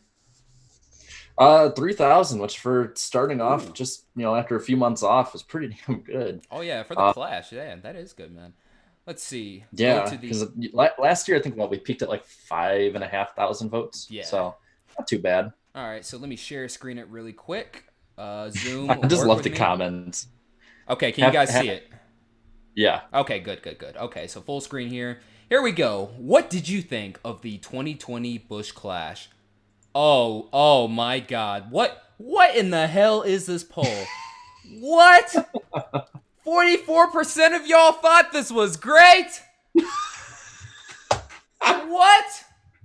I knew it was. I made the right decision not telling you the results yet.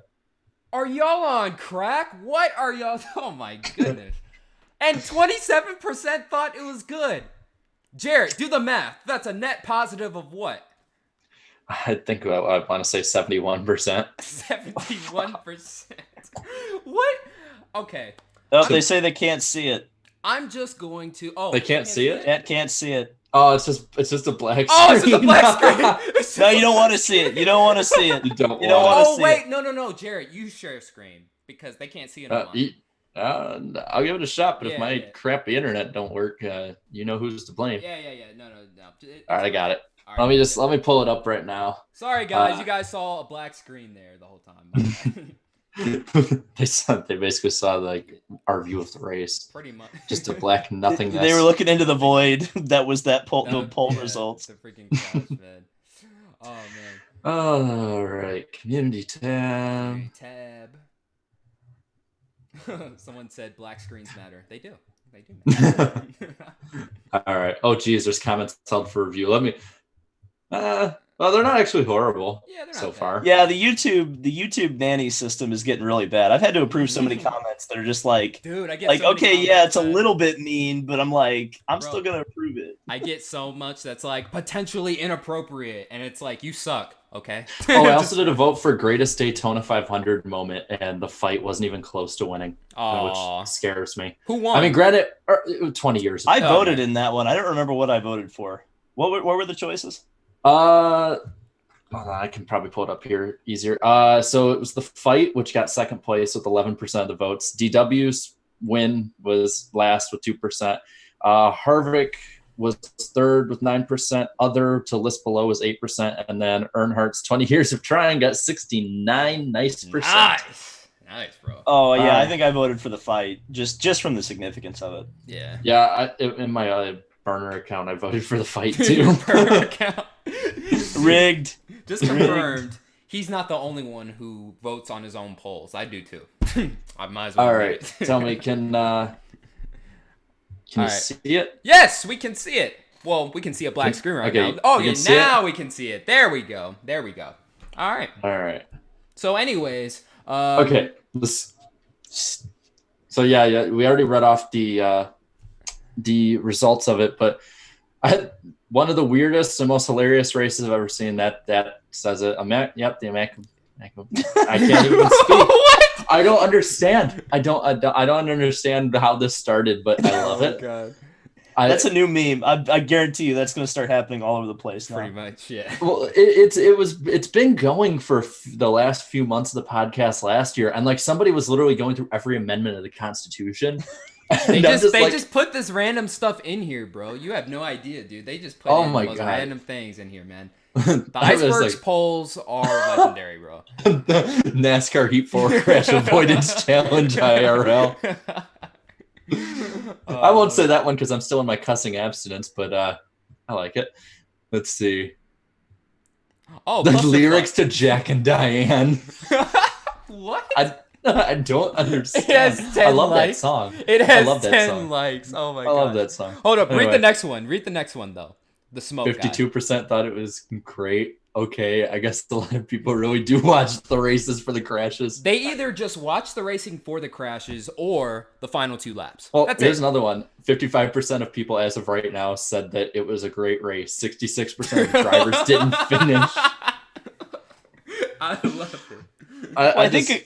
I think the best example was Gluck's poll, where it was like literally 50-50. 50-50. It was So insane. So there you got the dichotomy of NASCAR fans. It's like the guys who watch it for the crashes and the guys who don't. I mean, I think that's really it, and it's about 50-50. IDK. Hey, buddy. 10 out of 10. Brad is going to Disney World. He did go to Disney World after And that. so was Joey. Yeah, they both went. Let's see. I'm just like going through here. It's like there's so many at this point. I'm just We love you let's guys, go. man. Let's We go love down to comments, the dude. We love first 'em. time that we have to go and open up another one. Oh, There's still more. There's still more. Wait, there's more. there's more. Wait, There's more. thank God IndyCar is 5 weeks away. There you go. Show some IndyCar some love. Hey, This there was testing this week, like just today. Yeah. You didn't know This- about it because they hadn't listened to the Yeah, video. pretty much. And people say you don't rip on IndyCar. Oh, I Like ripped on him the last Yeah, couple days. I'm yeah, like, I know. where are all those people now? Yo, I've been- David was losing his freaking mind, y'all. Y'all have. That's no also idea. I probably feel why this they one. won't give me a media credential. Yeah. Your honesty. Let's see. Jeez, man, I love some of these. They're It's great. It's great. We oh, love the did creativity. anyone see that dude from TikTok, the old guy? Like, Oh, yeah, I saw it. And they're yeah, still yeah. wrecking. And they're still wrecking. And they're still fucking wrecking. Like, all that stuff. Let's see, complete dumpster fire. 6. I love 6 that meme. cars finished, by the way. Jesus, how many are there? Dude, there's so many. There's so many. Oh, Oh, this is the last one. The Busch Busch Clash. Pretty much. I don't know what that is, so I'm not going to open it. I was thinking I don't of opening it. I don't know. Don't do it. Yeah. Oh, my favorite. Oh, my favorite guy. RC Racer 88. Read it, bro. You have to read it. No, I'm not reading that. Oh, come on. But He's a that'll be legend. the last one that we look at. Jeez. That was another edition of the poll. That was only for the Clash too. Imagine the 500. That's Oh my gosh. I just love that we we lived up to the stereotypes a little bit of we only watch for the crashes. I love you guys. Thanks. It's awesome guys. Thank you guys so much for the support on the poll. Really quick, 261 people watching, only 168 likes. Come on, 200 likes, guys. Lick the like button. All right, moving on. The next thing I have on my list that Jarrett wrote up for me because I was too lazy. Nashville Fairgrounds versus MLS. Ooh, this is a hot topic right here. Jarrett, start us off. What is going on? I mean, really what it seems like is the mayor is trying his best right now to get it to where they can make both of them work. And it's funny because someone actually sent Danny a petition to make sure that the stadium was built instead of the track being kept. No, that's trolling. That's major trolling right there. No, it was like somebody it was like this older dude from the committee that's like bringing the MLS there. It wasn't and like on Twitter or something. They sent it to Danny of all people. Did he burn it? No, he trolled him. And it's great. We'll share it later. I don't want to share it on air. But basically, like the mayor's trying his best, it seems like, at least from an outsider point of view, to keep both the MLS stadium project alive and make sure that comes in like they've signed up for. And also bring NASCAR, or at least keep the Fairground Speedway up and running and get some kind of racing there. And it's the crap of politics holding it back right now. It seemed like they're a lot more confident, though, about NASCAR being there, which I like. You know, it's a lot more confident than it was back in November. I remember Dillon Smith got on me big time saying how negative I was. But because at the time, it looked like there was no shot whatsoever. It was bad. It was looking bad. It was a bad situation. Yeah, so I'm that's another one I'm hopeful for, but I'm not going to really say that I think anything's going to go one way or another unless it happens. I know Danny was saying that going through Nashville, it looks like they're almost putting the soccer team in the same stadium the Titans play in. Like they're putting all their stuff up there. Mm-hmm. That's what it's called? Nissan Stadium, I think. I just know it's the place the Titans play. Yeah. But that's basically like what it seems like from his perspective and living there. So who knows? There might be a shot, might not be. I know it's a lot more realistic than people wanting it tore down because it's too loud because they moved next to a racetrack. It's too loud. It's too loud, bro. Oh. I never got that one. How does that make any sense? Come on now. That is your fault. Yeah. You knew what you were getting into moving next to a racetrack. But really, it just feels like they're at a standstill right now more than anything. Yeah. Yeah. I don't know. At this point, it's basically beating a dead horse. We keep talking about the same subject over and over and over, and like nothing new is happening right now. Is it owned by ISC and NASCAR, or is it just like its own deal? Bruton Smith. Yeah, Bruton Smith. Okay, Smith. So yeah. Okay, so that's so SMI owns it. So hopefully, yeah, because I know when Marcus, I want to say it was Marcus Smith put out a tweet about it. Half the tweets were like, "Why don't you just bring back North Wilkesboro instead?" I'm like, "Damn." No. Speaking of that, the next super chat from Ryan G. Thanks, man. Says, "F Nashville, bring back North Wilkesboro." Just as you said that. Oh, he sends that too. Oh, yo! Hey, you're gonna get an iRacing. Yeah, come on, it's just as good as real life. Yeah, just as good, right? Yo, we have a Canadian chat. I think it says CA. That's Canada, right? I think so. Okay, yeah. All right, just making sure. Okay, so thank you for that. If not, send another one and tell us where you're from. Yeah, for real. Give us the whole location at this point. Why not? His question is, why is everyone sleeping on Tyler Reddick? I'd say RCR. It has mostly to do with the team he's currently on. That's probably why. And the final one from the one and only Slap Shoes. What's going on, bro? Thank you for the $5, man. He said, I gotta take y'all to the Daytona flea market when you guys get out here. I want to, I went in and I spent unreasonable amount of money on diecast. I can't wait. That's gonna be awesome. My wallet's already coughing, so I might need to stay on the outside on that Bro, one. yeah.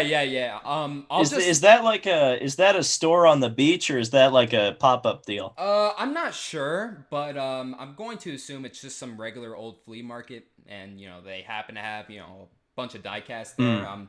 Because they do have like a straight up diecast store down on the beach, but I don't know because I've been in there before. Yeah, we'll find out. I'll go in and I'll look, but I'm not getting nothing. I'm broke. I had so many bills to pay, man. So many. Hey, by the way, they took my advice and actually sent another one. Oh, they did? Oh, no way. No way. Yo, thank you once again for the $2 super chat all the way from Canada, New Brunswick. All the way from New Brunswick, Canada. And I meant just at Daytona. Oh, at Daytona. So Tyler Reddick is underrated at Daytona, apparently. Well, I don't know. Yeah? Low key. I mean, he wins a lot there. He does win a lot there. Won with JR Motorsports and in the Truck Series with Brad Kay. If I'm not mistaken, I believe.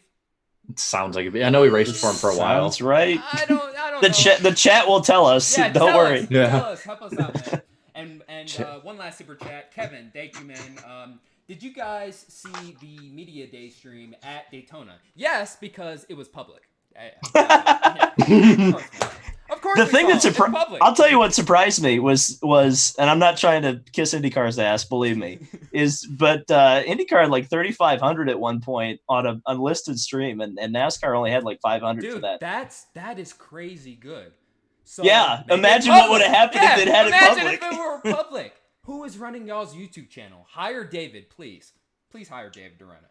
Those are his words, not mine. Yeah. Disavow. Darian, this can be your first video for IndyCars Matter. It could. Oh God, Darian, no. Darian, if you do that, I'm gonna just warn you right now. People are you will make a mark in the IndyCar community. That's for sure. Do it. I should probably do that. I had something else in mind, but now that you guys brought it up, I'm gonna consider. You're just restarting the process from being a NASCAR YouTuber. It's like YouTuber. It's just like, oh, okay, gotta do something controversial. Let's do it again. Let's talk about IndyCar and not knowing how to run the channel without me playing in the background. Yeah. But anyways, thank you guys so much for the super chats, and now back to the show. Next topic. Let's see. Next topic. And my phone just died. Jarrett, what's the next topic? This is why I run this stuff. Damn it. Okay, so this one's for next year at least. The Daytona 500 is going to be run on Valentine's Day. I don't know if there's really too much to add to that other than I went through based on what they're doing this year. Also, keep in mind that they have a 2 straight week bye weeks. So I took one of those away. And then also if they do another doubleheader. But if it all lines up the way I'm thinking it will, the season would end somewhere between like middle of October to Halloween at the latest. Okay. And you said, well, hang on. I think. Oh, go ahead. Well, there is something to that because as far as I'm aware, the week before the Super Bowl it's now the week after the Super Bowl next year. So what happens with qualifying? What happens with practice? What happens with the ARCA race? I didn't know that. That's interesting. Yeah. So what I would think is they'd probably try and if they'd either have it the Saturday before or try and condense everything into one weekend is what my theories would be on it. Oh, that's I don't. That don't sound good. It don't sound good, man. Maybe if you condensed it in the week, like ran ARCA on Monday, then ran qualifying on Tuesday. But that would, you'd kill your TV ratings doing that. Mm-hmm. So I mean, the Super Bowl's at night usually, so you would be probably able to get away with stuff during the day and the Saturday night before the Super Bowl. But at the same time, it's like the Super Bowl basically runs everything in America for that. It does because it's not really just a Super Bowl. I mean, people are gonna laugh, but you've got like the freaking Puppy Bowl that everybody watches. A lot of people watch that. Millions of people watch it, man. They love it. Well, I know it sounds ridiculous, but they love it.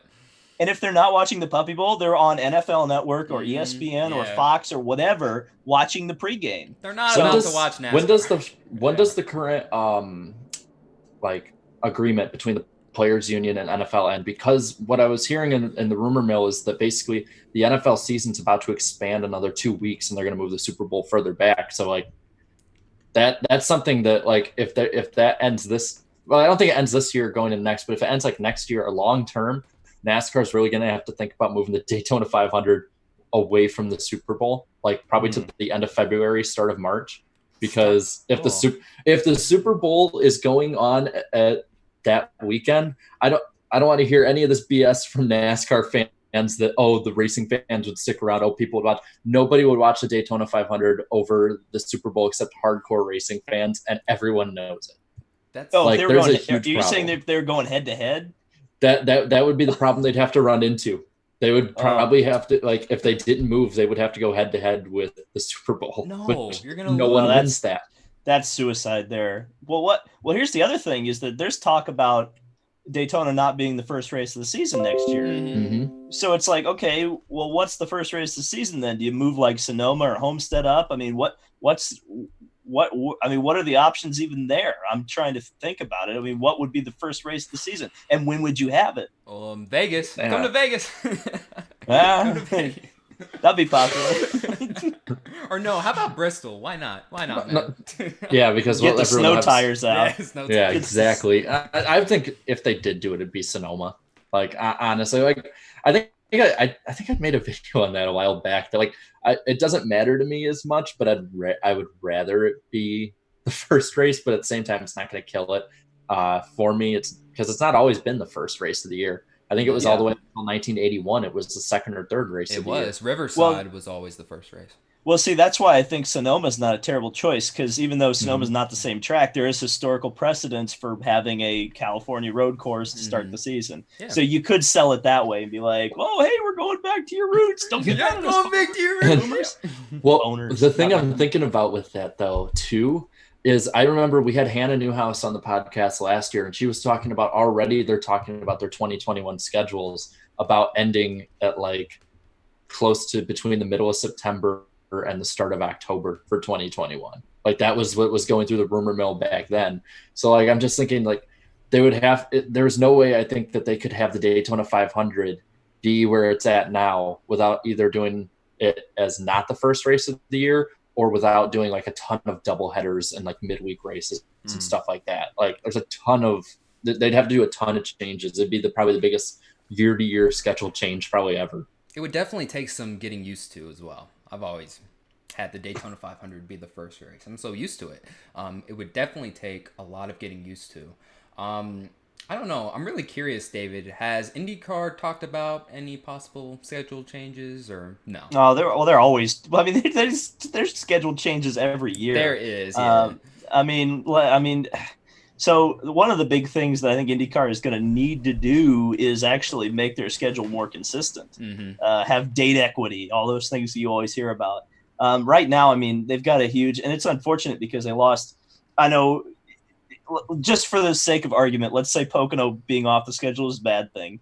I know there's still some opinions about that. Let's just, for the sake of argument, say it's a race and it's off the schedule because there's a month between the Richmond race and the Mid-Ohio race that nothing is happening. And I know the Olympics are in there, but I always question how actually relevant the Olympics are versus whether NBC just thinks the Olympics are relevant.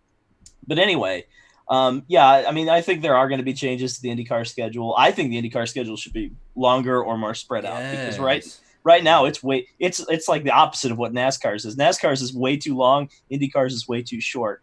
And I guess one more thing I would say about Daytona is that, you know, when we were growing up, the Daytona speed weeks were like actually 2 or 3 weeks.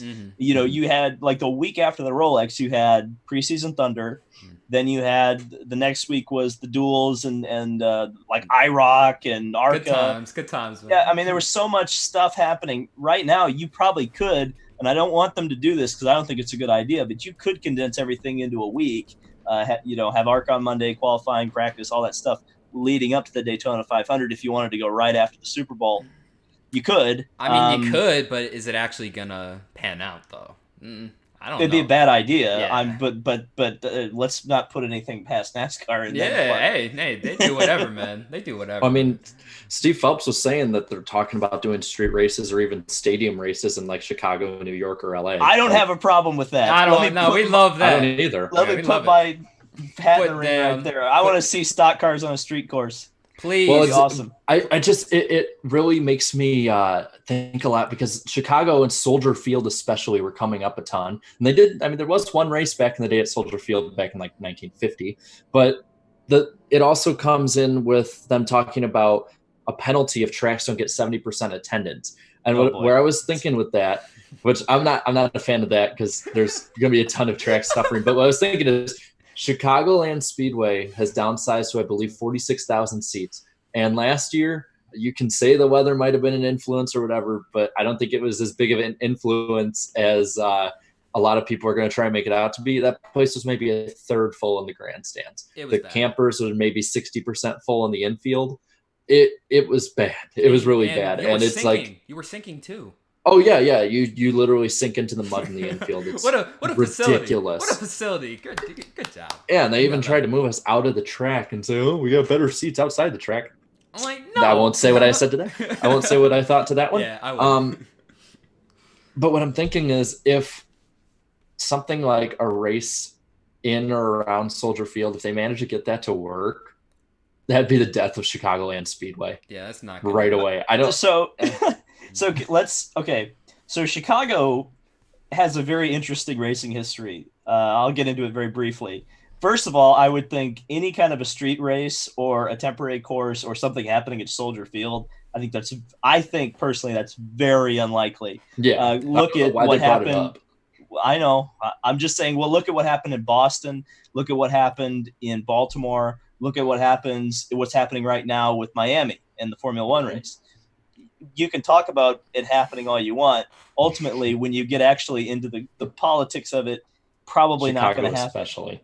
Well, and see, here's the thing: Chicago land is not really in Chicago, right? It's in Joliet. Joliet. So 50 or 40 miles away. I mean, you can barely see it from the Sears Tower. yeah. So and then there was actually a short track in the Chicago area in Cicero called Chicago Motor Speedway, which Kart ran at. I think the Truck and Series the Truck ran Series, yep, all Yeah. the way up until 2001, I believe. Yes, 2002. Or 2002. Trucks may, Okay. yeah, 2002 was the last kart race. I think Trucks Oh, okay, left Trucks the year before. 2001. Yeah. Yeah. But they tore that thing down. That's a Walmart now. So Chicago has not had a great track record with racetracks or racing in general. I mean, we'll see. The problem is, especially because of how loud stock cars are, you're going to have a very difficult time getting a street race in a major metropolitan area. You might be able to go someplace that's downtrodden. I mean, you could you could do it in like, well, I won't say Detroit. Well, maybe you could do it in Detroit. You might be able to pull some strings there. Maybe you go to Belle Isle. Maybe you do a doubleheader with IndyCar. Just saying. They Vegas need to already. Vegas just built that fancy new stadium. Maybe a race around there would. Vegas pretty did a good. street race. There's They literally did. a street. F1. Yeah, so They did an F1 race. So that was back around in the day. Caesar's Palace, It but was. Champ Car did one too. Oh, when? Champ Car did one. Yeah, they did one in 2007. Oh, I didn't know that. Really? Yeah, I didn't know well, that. there's an IndyCar Matters video. Check it out. Okay, they did there it we one go. I year. got it, yeah. It was the last year of Champ Car. Yeah. Then it was the season opener, and Will Power won. Spoiler alert. Wow. Damn, that's crazy. But they only ran it 1 year. Oh, only one But year.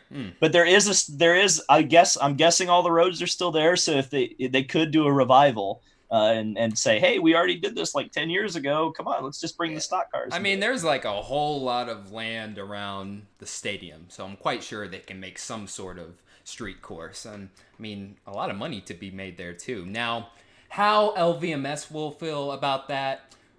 Probably not up for it, because that means maybe one of their second dates might be taken away. So I don't know. That's why Texas Motor Speedway hates COTA so much. Yeah. Because they're like, no. No, the reason people don't visit Texas Motor Speedway anymore is not because of COTA. It's because of what's his name? Who changed the track again? Eddie DeHaan or or Eddie whatever. Gossage. Eddie Gossage. Eddie DeHaan. I don't know why I said Eddie DeHaan for some reason. I don't know why. I just thought about that. But yeah, Eddie Gossage. Yeah, you're the reason. Not. What'd you say again, David? How'd you say it? Kota. Coda. Yeah, Kota. Circuit of the Americas. Yeah, I never heard anybody call it Kota. I'm gonna start. You need to get in the F1 Yeah, circles. dude. Everyone calls it Coda. Oh, really? Oh yeah. Oh yeah. No, I don't Dude, know. I just say, just Circuit of Americas. I'm still gonna stay on that hill until I die. That NASCAR should try at least one there. Please. I'm gonna stay on that hill. What does it hurt? Get rid of one of the Texas races. It hurts because- Eddie Gossage's feet. Oh well, too bad. Too bad, Eddie. That's your fault, bro. That's your fault, dude. Get away from one of the Texas races and just go to Coda. And Texas is literally the reason the schedule sucks. Yeah. Mhm. Come on. They literally sued NASCAR because they didn't have a second date. Yeah, because somebody complained. It was like, oh, we deserve a second date. Yada. And then they actually won, and it pretty much ruined the sport for a while. cookie cutters are horrible. Yeah. All right. Let's see. Anyways, anything else? Got anything else, Jared? Yeah, there's actually a little bit more. Okay. We Ooh, probably super should chat get through for it me. pretty quick. Hey. Oh, super chat. Carl Singleton. Thanks for the $2 for David. All-time favorite IndyCar driver. Buddy Lazier. Yep, I knew it. Yep, I knew it. You know what's funny? I talked to Colton Hurd at the Rolex 24, and he looked at me because I was wearing a purple shirt, and he's like, "What's the deal with you in purple?" I'm like, "Buddy Lazier, come on." He's like, he didn't have a response to that. He never saw Buddy race, huh? Colton. Oh, I did. Yeah. Oh, okay. No, Colton. Colton? Yeah, No, he he raced probably- with his yeah. son though. Oh, okay. That's Yeah. Shout out to Flynn. I don't think he's watching, but Oh, Flynn. he does watch every now and then. Oh, okay, that's what's up. That's what's up, man. So there's 4 things left, and two of them we can go by really quick. Yeah. One, NASCAR and U.S. Census Bureau are now official partners. This isn't the first time the Census Bureau has actually been in NASCAR. I believe in 2010 or 2011, they actually sponsored Greg Biffle's car. Oh. But it probably was 2011 because you didn't really see much of Biffle that year. Yeah. And then Phelps confirmed that NASCAR is not for sale because the person running it or the people running it probably don't need as much drinking money anymore as the old person did. Really quick. NAS- Really quick. Can you imagine if Brian France didn't get a DUI, where the sport would be right now? It certainly wouldn't be in the position it is right now. I'm just saying. That's a big what if video. Big what if video. What if Brian France didn't get a DUI? Jared, get on it. Get on it, bro. If you don't get on it, I'm getting on it. Oh my god, I might have to. I already have an April Fool's video I want to make, but I honestly might make that as my second April Fool's So video. basically, what would happen is NASCAR would be dead, pretty much. it would just combust. All right, I'm go gonna ahead. write that down right now. I'm But, interested. Even if it's I'm not not a even. meme. I'm not even joking. Like, I'm generally curious what the sport would be like if that incident didn't. Well, happen, here's the funny, and I don't want to make light of alcoholism. Yeah, of course, so just of let me course, just yeah. say that right off the bat. Yeah. Well, yeah. But I think it's so funny that it was clearly he was celebrating the fact that Chase Elliott finally won a race. It's like, oh my it was god, such a big deal. We need to make like in Daytona. We need to make a reenactment of like him getting pulled over, just to make it the best meme possible. I want Sloppy to be the police officer. Please do it. Oh my goodness. Do you know who I am? Look at that. I know the president. Right. Oh, go ahead, Jared. Go ahead, man. So NASCAR also is implementing a centralized management model for the ISC tracks in order to have more control. I mean, we already knew this was coming. Yeah, we knew that. I don't Just think business, just boring business talk. You know. And then the other one is I did get the next gen testing schedule. There's a lot. Like good. this They do. all Oh. of this. That's the entire testing Oh, schedule. that's what you said. I didn't know what that was. Holy crap. Oh, thank God your phone died. So basically, I'll try and read them off really quick. So first one is March 1st and 2nd at Auto Club. Then the 15th and 16th Atlanta, Bristol 5th and 6th of April, Dover 3rd and 4th of May. And these I think are all after or around the races at their point of the schedule. Charlotte, they haven't determined whether it's the oval or the roval yet for this, but June 2nd and 3rd. Vegas, July 14th and 15th. And then the Charlotte Oval for August 25th, September 8th, and September 29th. Texas for the 22nd and 23rd of September. the Roval for October 13th, and the same day and the day after for Dover. Then the Roval again, October 27th and November 10th. Vegas 17th and 18th of November. Then the Charlotte Oval for the 24th of November and 8th of December. And Phoenix will be the last test of the year, the 15th and 16th of December. Jeez. And they've said that a majority of the big teams will be at most of them like September on. So Jeez, that's so long. But they're it's doing good, a lot. It's good. But I love it's a hell of a lot more than they did for the Gen 6 car. A lot more, like way more. They did for like the a week-long test at Charlotte, and then they called it a day until Speed Weeks. yeah, they're Well, it like, is a okay, car's good. Well, it is a completely different chassis. Like the Gen 6 was essentially an evolution of the Gen 5. So I'm guessing that with the Gen 6, they had a pretty good idea of how it was going to react. This is a totally different era for NASCAR, really. So they should be testing it a lot. So I'm glad to see that they That's are. good. That's good. They're doing their homework. I'm just glad that they're on the same schedule that Jim France had said last year at Kansas that they were basically on. Like they followed it almost to a T, which I'm really happy about. Because basically, like from what he laid out, it was like do shorter tracks and like a few mile and a halves for 19 and the start of 20, and then just go all out like from spring on, and then just the plate tracks. Or super speed. I don't know what we call them anymore. Super speedway. Well, I don't know if they'll have plates on them for that one, or just keep having the tapered spacers. So we'll just call it super. I don't know. Tapered spacers. The semantics tracks. Yeah. Those ones will just test with speed weeks and feel it out. So it's either going to be like really good or really bad in 2021. We'll find out. The class will become another test. Yeah. It absolutely will be next year. Every car is going to crash next year in the class. I will tell. Well, that'll be really expensive for the teams. But here's the one thing that I will say, and it may work, it may not work. But the one thing that Jim France, where I think you're seeing Jim France's influence here in the Gen 7 car a lot, because he comes from the sports car world, and if you kind of followed what goes on in sports car racing, there are new cars every 2 or 3 years, so they know how to integrate new cars, how to test them, what kind of scheduling you need, how to get the manufacturers and teams up to speed, all that stuff. So I think in a lot of ways, Jim France is the perfect guy to kind of be heading this up, because he's also working on the new cars for the sports car. They're having a new prototype division that's merging with the Le Mans cars as well.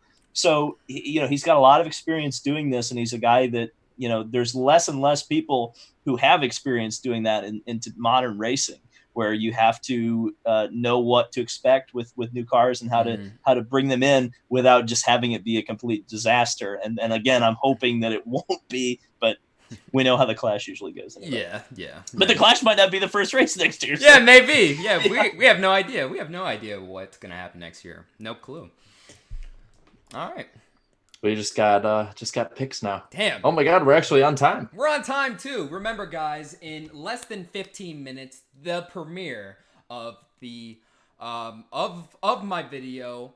I forgot the title. I really forgot the title. I forgot the title of my video. Great moments in PR, everybody. I really forgot what it was called. Hold up. Okay.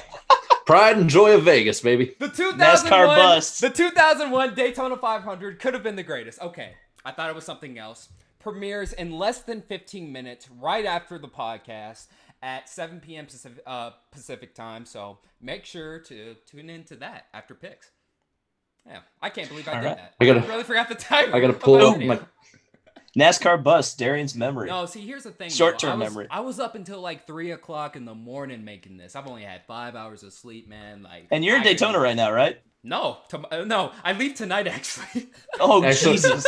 Yeah, the funny story is he leaves tonight at like what? 12:57 in the morning. I didn't even know planes took off that late. I didn't know. God almighty. So he flies out to Chicago.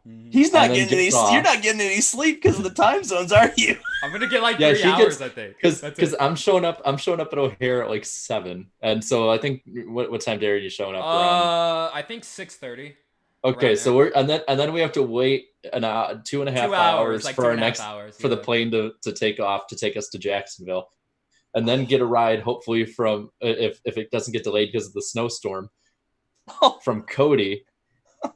It's gonna be wonderful. We're going straight to the track too. Not going. Are you guys vlogging this? You guys should be vlogging this. We'll post stuff on Twitter. I think so. Yeah. We'll post stuff on Twitter for sure.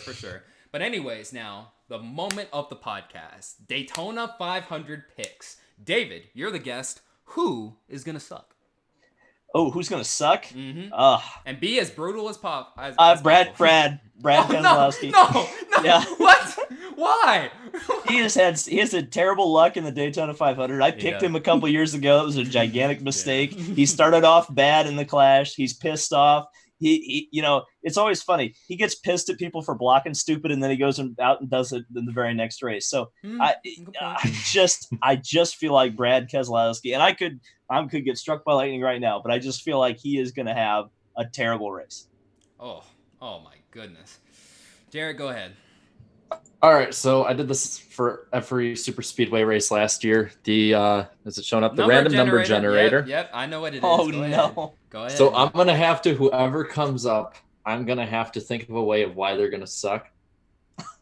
Generate. This is gonna be great. Kevin Harvick. Oh no! Why? That's Hold on. terrible. There it goes. Kevin Harvick. Okay. Why will Kevin Harvick suck? Because basically everybody in the field is like crash bound except for like 7 or 8 drivers. Mm-hmm. And I don't remember Kevin Harvick being a factor in many of the finishes since 2016. So I think he crashed out. That's a reason, right? So Harvick's gonna suck. It's Actually, let reason. me throw in another name to the suck pile. How about Daniel Suarez doesn't even qualify for the race? Oh, Ooh. It's a possibility. I mean, his car is slow. It's really slow. a realistic possibility. Well, I'm just worried. I'm worried he's going to get wrecked. I think he's going to run in the lead pack, and he's going to be too aggressive. He's going to get wrecked. Remember, folks, this is the same man that predicted the Fernando Alonso DNQ for the Indy 500. Oh boy! Well, that was. I think that was a 1 in a million. I appreciate that I got that one, but man, I did stick my neck out of the line. No, that was crazy. You were spot on with it too. You're like, I don't think they're gonna make the field. And then well, let me tell you, not to get too far into the weeds here, but I stood in that pit for like 6 hours, and they just, there's a Days of Thunder quote, and I don't want to get in the swear jar here, but something about a monkey and a football, and it really was like the textbook definition of that. And I was like, this ain't a team that's qualifying for this race. This field's too strong. Right. That's a good video idea for me. Fernando Alonso's Indy 500 fail. That's a good video. 100,000 views guaranteed. Let's do it. All right. So my who's gonna suck pick. I am going with Austin Dillon. He's very hit or miss here. One year he wins, the other year he crashes. So this will be one of those years. Austin Dillon. All right, underdogs.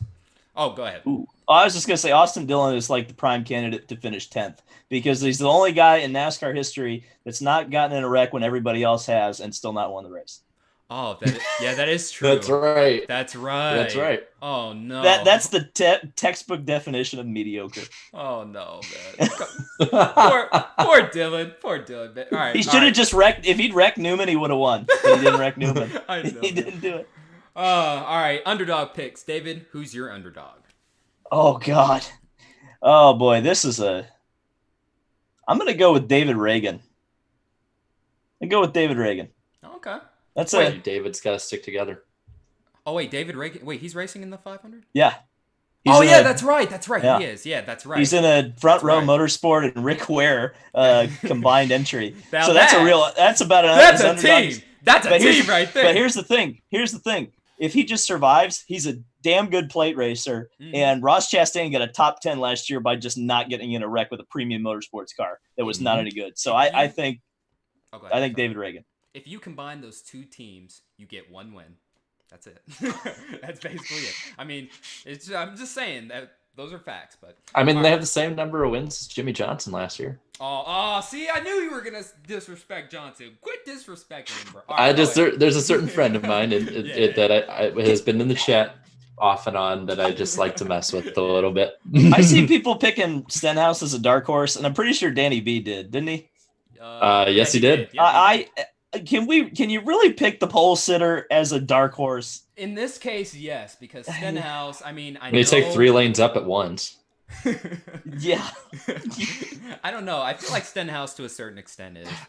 I rip on him, but I have to say I love his aggressiveness at these tracks. It's really fun to watch.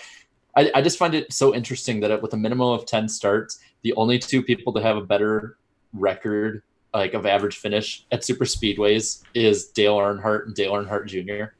That's it. Yeah. He has That's of minimum of 10 starts. Stenhouse has the third best average finish of Wow. like all time at So you plate got and super speedways. You got Dell Senior, Dell Junior. Yeah, like a and 9.3, then you got 15.5, and then 16.0. What a random that's a random list right there. That's a list I wouldn't expect. That's amazing how big the numbers are. Yeah. You're third in average finish, and you've got a 15 or whatever. It's Here it is. So I saw this, and it's funny because so it's top 10 career average finish at restrictor plate races, minimum I think 10 starts. Earnhardt 9.377, and behind it, what the? Earnhardt Jr. 15.0, Stenhouse 15.42. Hey. Ernie Irvin 15.59, Yep, Davey Allison 16 flat, Mm-hmm. Mark Martin 16.351, Dale Jarrett 387, Clint Boyer 16.571, 16.6 for Kurt Busch, and Jeff Gordon 16.641. Damn, what a list! That's a list right there. That's amazing how it literally evens out to pretty much everybody is mid pack. Yeah, that's amazing. And then Dale Senior's in his own category, pretty much. Well, we know Dale Senior was just the best on the plate tracks. All right, Jarrett. All right. So underdog. Let's see. No, that number's not racing anymore. Neither is that one. Neither is that. Who's in the 54 Rick Ware car? Oh no. Oh wait. Is the 54 even racing this weekend? Yeah, but it's got to qualify. BJ McLeod, maybe. Oh, I think BJ McLeod is my dark horse. McLeod, man. All right, let's go. Oh, JJ Yaley. Oh, sorry, JJ Yaley. JJ Yaley. That's even better. Yeah. All right, good luck, man. I like it. He's got to qualify. He's got to qualify first. Though. He's gonna miss the race. You watch. I was saying before. I'm gonna do this, and then the winner I pick is gonna miss the race. Oh Lord. All right. So yeah, JJ Yaley. So my underdog pick, you guys know this. Quinn Houff. Let's go. I'm putting money on Quinn Houff. Top 10 guaranteed. Quinn Houff, bro. Quinn Houff is going to be the rookie of the race. Quinn Houff all day. Let's go. Go 00 and Starcom. All right. Now moving on to the main event. Who is going to win? Not win. Who is going to win the Daytona 500? David, you're up. I thought this was so funny, especially considering what Eric's pick was. I'm going to go with Kyle Busch. It's just, that's always how it works out. But I honestly think Kyle has got it this year. I think he's come so close the last couple of years. He learned what not to do in the Clash. And, and the Gibbs cars are so strong. And especially because they work together so well in the practice sessions, especially, it looks like they've definitely got team orders to stick together and fight it out at the end of the race. I think that will factor into it. And I think Kyle Busch is the best race car driver, at least right now, out of that camp. And again, he's kind of owed one, especially from Denny. So we'll see how it goes. But I think it's going to be Kyle Busch. All right. Jarrett? All right, let's see how many I have to go through before it gives me an actual pick. No, it doesn't have a number. No. Denny Hamlin. Oh, okay. Oh, that's boo. Oh, that was such a Should I go? Let's just go until I find a good one. How about that? Number, all right. Number. There you go. All right, come on. No one's in that car. Brendan Gaughan. That would be amazing. That would be great. It's actually not. It's not terribly unrealistic. It's not. No, I mean, think the last time he was on track, he flipped over while leading at Talladega. Yeah. So I don't think that doesn't happen very often. I'll go with him. I'm putting my money on Beard Motorsports. Yes. Was that 2018 where they were running up front in the 500? I feel like there was one year where they were in the lead group, maybe fourth or fifth, and they got taken out. I believe it was 2018. I believe it was 2018. They were running inside the top 5 with I think 5 to go, but then and then Kurt Busch got turned, and everybody got wrecked. All the small teams got wrecked. Pretty much. All right, so my pick. This is going to be one of the most historic wins in NASCAR history. Jimmy Johnson goes out. His final career win being the Daytona 500, locks himself into the playoffs. He is a Daytona 500 champion for the 3rd time in his career. He's got that good Gemini luck. Yep, the good Gemini luck. Yeah, but what's that heart monitor going to be reading when he crosses the line? Oh, I don't know, man. That's going to be... They got heart monitors in these cars. They got heart monitors in these cars. God damn. Oh, you know what? I'm gonna send a DM to that dude and see if we can get him on next week. That dude's awesome. Yeah, for real. Hey, really quick. So, people in chat are saying your premiere's about to start. It is. We are only 2 minutes away, but it starts at 7, but it doesn't start until 7:02. Correct? Because of the whole Yeah. countdown thing. Okay. Okay. So we have a little bit of time. So What yeah. a tease. Yeah, what a tease, I know. So that'll do it for this edition of the NASCAR Weekly podcast. Next week, Jarrett, where are we on next week? I believe we're on Mr. Estep's channel. Nice. It's one of the few that he's able to do this semester. Finally. Blue Jimmy wants to hug you. Thank you. I want to hug you too. Thank you, Blue Jimmy. Oh, we got a nice guest next week. Darren, you remember who our guest is, right? No, I haven't checked the schedule in like a week. I don't. This is why I read most of this stuff. No, I'm kidding. No, our guest is none other than Mr. Slap Shoes, according to the schedule. Yo, let's go Slap on the podcast. The two biggest NASCAR YouTubers. Then- That's good. Good. And then IDK player should be on the next week, and then Hey. I won't spoil the guest who's going to be on when we're on my channel next time on March 4th. And be a pretty good one. All right. Not going to spoil it It's though. not Not gonna be gonna Haley spoil Deegan it. again, is it? No. No. But we're not going to say anything It's- more in depth. It's big. It's Natalie Decker. No, oh hell no, Oh, she ain't coming yes. on here. No, I'm blacklisted. I know already by her team. I'm blacklisted already. Hey, you guys were on the For the Lead podcast. Yeah, but like that. Those, Wait, did that actually happen? Yeah. Well, How'd it go? No. Oh, What okay. happened was I had my own interview. She had her own as well. So Aw. we weren't on at the same time. Aw. I know, disappointing. I know. Okay, so really quick, guys, I have to end it here right now. We're going to do what we do the last 2 weeks. Yep, do your thing, man. All right, David, fair warning, it's going to be loud as hell in your. That's fine. Okay. Green flag. I'll roll. Okay, we're muted. Dude, that was so much fun. Good show tonight, guys. Dude, that was like, I think we peaked at 286, I believe. What? That's fucking crazy.